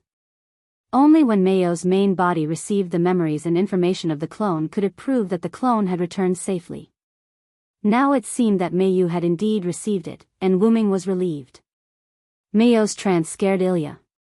Seeing Ilya nervously wanting to pull Mayu to the infirmary, Wuming couldn't help but laugh. Ilya is still so rash. But to Wuming's surprise, he saw an equally nervous Erica on the screen. It was very likely that Julian had used the Ainsworth family's technology to send Erica to this world and arranged for her to attend school with Mayu and Ilya. In this regard, Wuming wasn't worried at all. Julian was probably just thinking about his sister and wanted Erica to experience the life of a normal person. Julian was like an elder brother now. With a thought, the virtual screen disappeared. After all, Wuming only wanted to check on Mayo's condition and nothing else. Next, it's Tiamat, Wuming said. With a thought, a ball of light exuding the light of the universe appeared in front of Wuming. This was the illusory star Taisui that sealed Tiamat. Let's begin. As if God had said, "Let there be light," the illusory star Taisui was unsealed under the command of God of the origin. Countless black mud rushed out and fell into the origin. In the next second, the entire space of the origin seemed to have come alive and eliminated the black mud at the root. The black mud, which was originally like a river bursting out of a dam, shrank again and quickly disappeared. In the end, only a little bit was left. This was Tiamat's black mud, her sea of life. The black mud that existed in it had all been treated as a virus by the origin and cleaned up by the origin. Immediately afterward, Wuming's huge dragon claw gently tapped the sea of life, and a figure immediately separated from the sea of life. It was the spiritual base of a servant. It was Musasobo Benkei. After being assimilated by Tiamat's sea of life, there was no way to remove it. This was what Ishtar had said, and it was also publicly known. However, in the origin, Wuming could easily separate Musasobo Benkei's spiritual base from the sea of life. Wuming's dragon claw gently tapped Musasobo Benkei's spiritual base, and a ripple appeared behind Musasobo Benkei, enveloping Musasobo Benkei. The ripple then disappeared. Wuming sent Musasobo Benkei back to Uruk, where he would meet with Nuwakamaru and the others for a short time. Then, because of the disappearance of the Holy Grail, they would dissipate together and return to the Martyr's Palace. Musasobo Benkei's matter was taken care of. Then, there was Tiamat's problem. Wuming lowered his red eyes and looked at the pink and somewhat cute starry eyes. In the end, the sea of life turned into Tiamat, but in human form.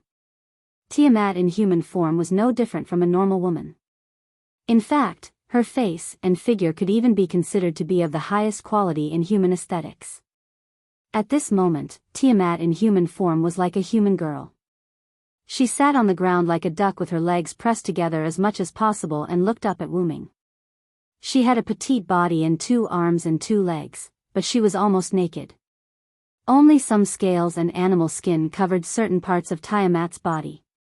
There was a pair of huge twisted horns on her head, which were almost identical to the horns on Tiamat's head in dragon form. In human form, Tiamat's mouth didn't split open all the way to the back of her head, but her teeth were also serrated. The only thing that satisfied Wuming was her starry eyes. It couldn't be helped. Those starry eyes, together with Tiamat's current appearance, were simply too cute. I really don't know how those gods were able to do it back then. Wuming couldn't help but ridicule. Then, Wuming's huge dragon body changed, and Wuming's dragon body turned into human form. After all, Tiamat was very petite at this moment, and it wasn't easy to talk with her huge body. After landing on the platform, Wuming walked in front of Tiamat. Looking at Tiamat, who stared at him motionlessly, Wuming didn't know what to say. He simply sat down facing Tiamat, crossed his arms, and thought silently. If he sent her back, as a human evil, she would definitely be destroyed in the end. Wuming definitely wouldn't do that. Should he send her to another world?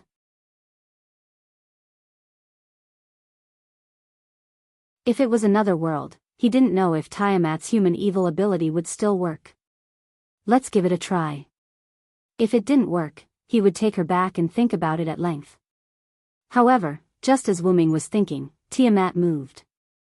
Tiamat leaned forward slightly, stretched out her hands, and hugged Wuming's head. Then, while Wuming was in a daze, Tiamat put Wuming down. Then, she placed Wuming's head comfortably on her lap. Obviously, it was a knee pillow. Wuming didn't react at all. Or rather, Wuming was dumbfounded.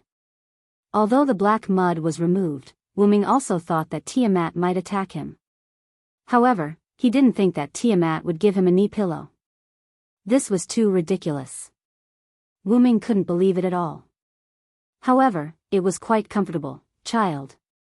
My child. A delicate and ethereal voice came out of Tiamat's mouth. Wuming had some guesses about this.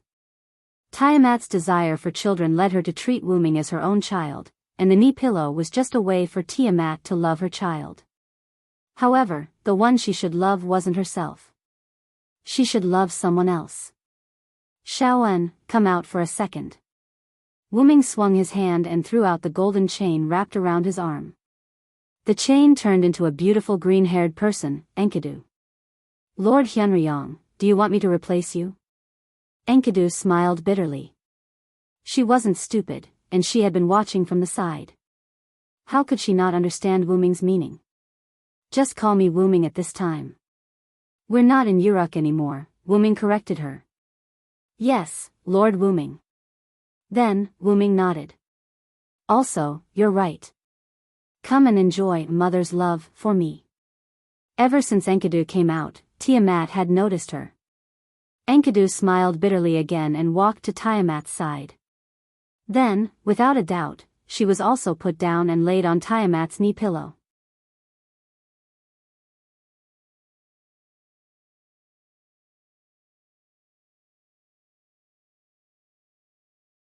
Chapter 1039. The current Enkidu was Enkidu after fusing with Kingu, so Enkidu could be considered Tiamat's son. That was why Wuming wanted to let Enkidu enjoy this motherly love on his behalf. However, why do I have to continue resting on my knees?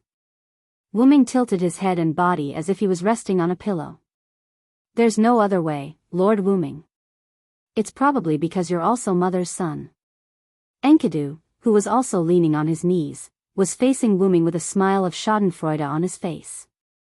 Indeed, Hyunryong's rumors mentioned that Hyunryong was Tiamat's son, and that Ulidim and the other magical beasts called Wuming Ramu. The connection must have been made. However, Wuming was not Tiamat's son.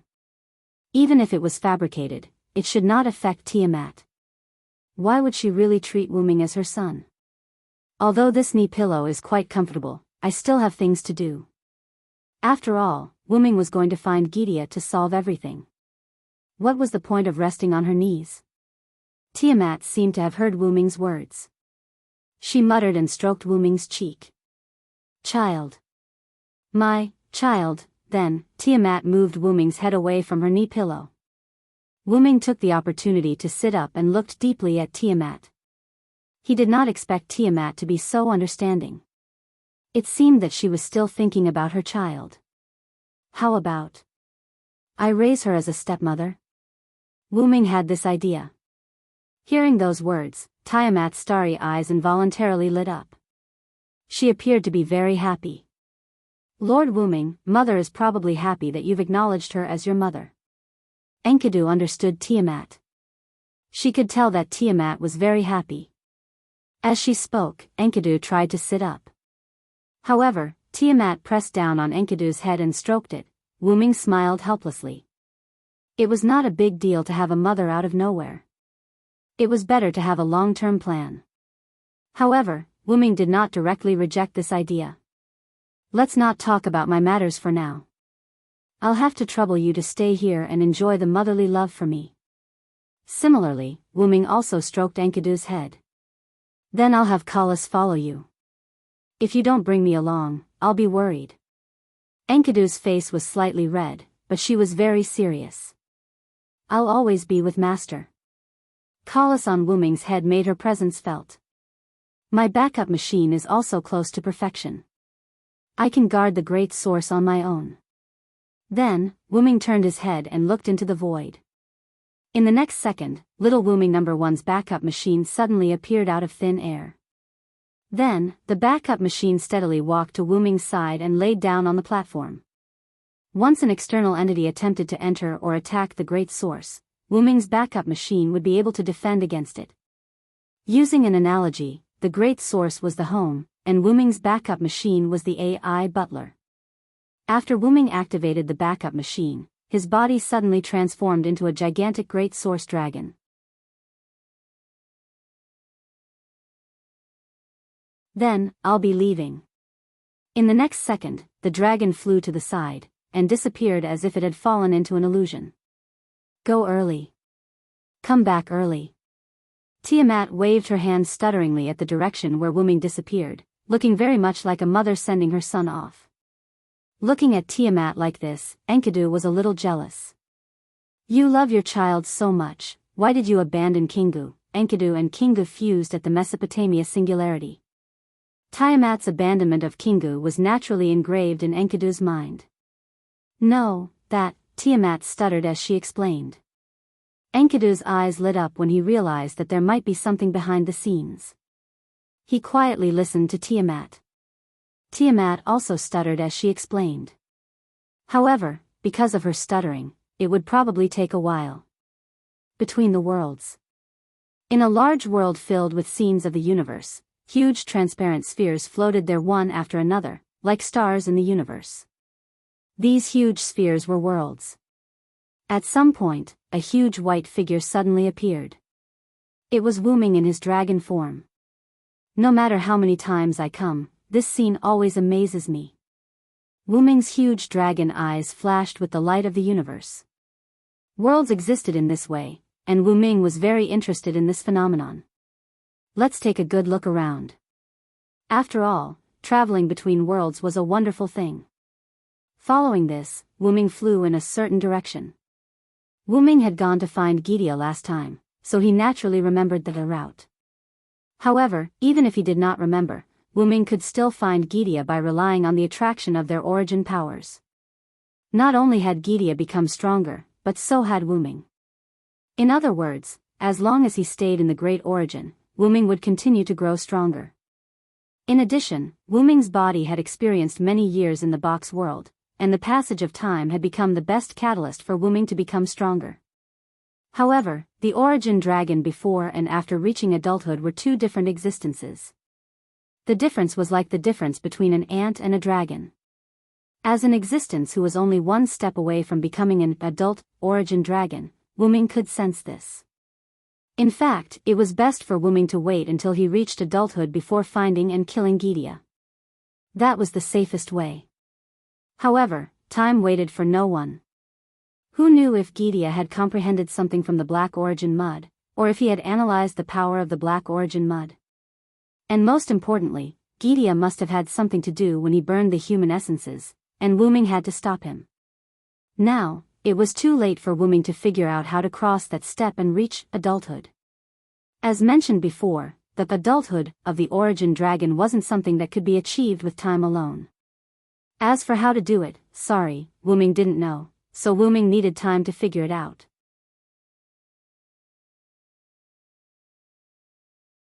For example, Wuming was like a prince who had been stranded in the world. He relied on his own efforts to return to his country, but after finding the palace with great difficulty, he wanted to find the royal family to learn how to become stronger, only to find that the royal family was all dead, and there was no way to find anyone to learn how to become stronger. However, if Wuming could stay in the palace for a while longer, he might be able to find a way to become stronger. But this required time, and Wuming didn't have time. I'm already very strong now. Even if Gidia completely grasps the secret of the Black Origin Mud, he can only tie with me at best. This was Wuming's worst-case scenario. Wuming had experienced a lot since the last time he fought Gidia. If Wuming encountered Gidia at the same level as last time, he would definitely be able to crush him. However, Wuming also knew that Gidia had also become stronger. Even so, Wuming was still not afraid. If something really happens, I'll just run back to the origin and hide. Yes, Wuming's idea was very simple. If Gitia's strength exceeded his expectations, Wuming would run back to the origin and hide. In any case, the origin dragon in the origin was like a tiger in the forest or a flood dragon in the sea. Wuming was a god in the origin. However, it wasn't very likely that it would come to that. Let's hurry up and settle everything. With that, Wuming sped up and disappeared. You're tuning into the Romantic Tales YouTube channel. Don't forget to subscribe and join us on this journey to catch the most captivating stories.